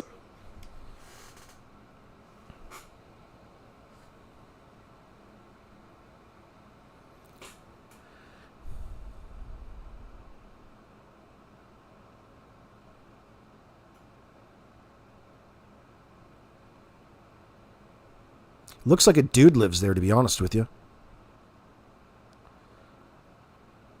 So for sure that there was no input in any sort of decorating, right? No feng shui going on here. It's just all four-wheelers and rusted out old cars, which most dudes wouldn't mind that. That's what I get. There's not a whole lot of female perspective in this scene, or what one would think. Alive and well taken care of. He says that Malehya dressed the kids, took them to the roadside, and put them in a vehicle. He knows who was driving the vehicle, and who transported the kids. He is close to being 100% on that one. When he finds out for sure, then he will be able to find out where the kids are currently at. He goes on to say that there is every indication that Malehya knows where the kids are at. After this information came out, we got word from Daniel that Malehya had taken the baby and ran away. What spooked her? Was it this information coming out from Derwood? Something else that is interesting is the large reward that was being offered for information leading to Jack and Lilly too. It's either the case was going cold, no solid leads or confirmed sightings since May 1st, and Derwood speaking out may indicate that there are people that know more than they're saying about the children's disappearance. To be honest, this theory would make a lot of sense. Hours and hours of searching in the woods turned up nothing. They continued to search based on a single boot print, but nothing turned up. They brought in dogs, and here is the thing that's mind-blowing. The scent ended at the end of the driveway, which would corroborate Derwood's version of the children being put in a vehicle and taken away. It's hard to believe things coming from online sources, but I am hoping that this is what happened, and the kids are alive and well. It's also being feared that they didn't anticipate all the attention this case would get, so after all this time they harmed the kids. What do you guys think? Drop your thoughts down below. I think happened one of Oh shit, here we have to go to consider. According to Derwood, Daniel does work more than 1 day a week. He said full-time about 9 months of the year, seasonal. Okay. That would make more sense, wouldn't it? Then when he's slow, 1 day a week. Well, he'll have to work himself up in the company, right? Give it a few more BJs. pretty sure happened is Malehya. They had a few arguments, they had a bad stretch for a while, Right. and Malehya was complaining to some members of the family, and she lost her temper or lost her control a little bit, and she was like seriously complaining, saying she wanted out of there and stuff like this, right? And then there was some stuff she said that really wasn't true, but I think she was exaggerating her position. Now, some members of the family took that seriously, and they decided on their own. To look into it, right? And she made a bad mistake. There was some people involved with her. They made a bad mistake thinking they were doing something good. And before they realized what happened, things blew up so quick. The Mounties moved in so quick with the dogs. Right. The searchers and everything started so quick that by the time they realized, oh, Jesus, what did we do? It was gone too far. They couldn't back out of it. I'm very sure at this point that Malehya dressed the kids and took them to the roadside and put them in a vehicle. I'm about 80% sure I know who was driving the vehicle. I know who was in the vehicle. Okay. And I know who transported the kids. I'm very, very, very close to being 100% on that. Ironclad. And when I finish finding out for sure, for absolute sure, then I'm gonna be able to find where those kids got delivered. But every indication through everywhere is yes, Malehya knows where they're at. And her bailing today was another large indication to me, because I think she was informed very quickly that I stated a name. I inquired about a name, and I was eavesdropped on, and I dropped the name because I wanted to be eavesdropped on. Right. Because the person that was eavesdropping, I was very suspicious of being involved. And before I got back home, I got the phone call that Malehya had grabbed the baby, panicked, and took off. Well, friends, we're going to leave that here for today, and we will be back on a little bit later tonight. Keep your eyes out for a video should anything be updated. I appreciate you all sticking it out, and we'll can pick up the conversation about this tomorrow. Peace out.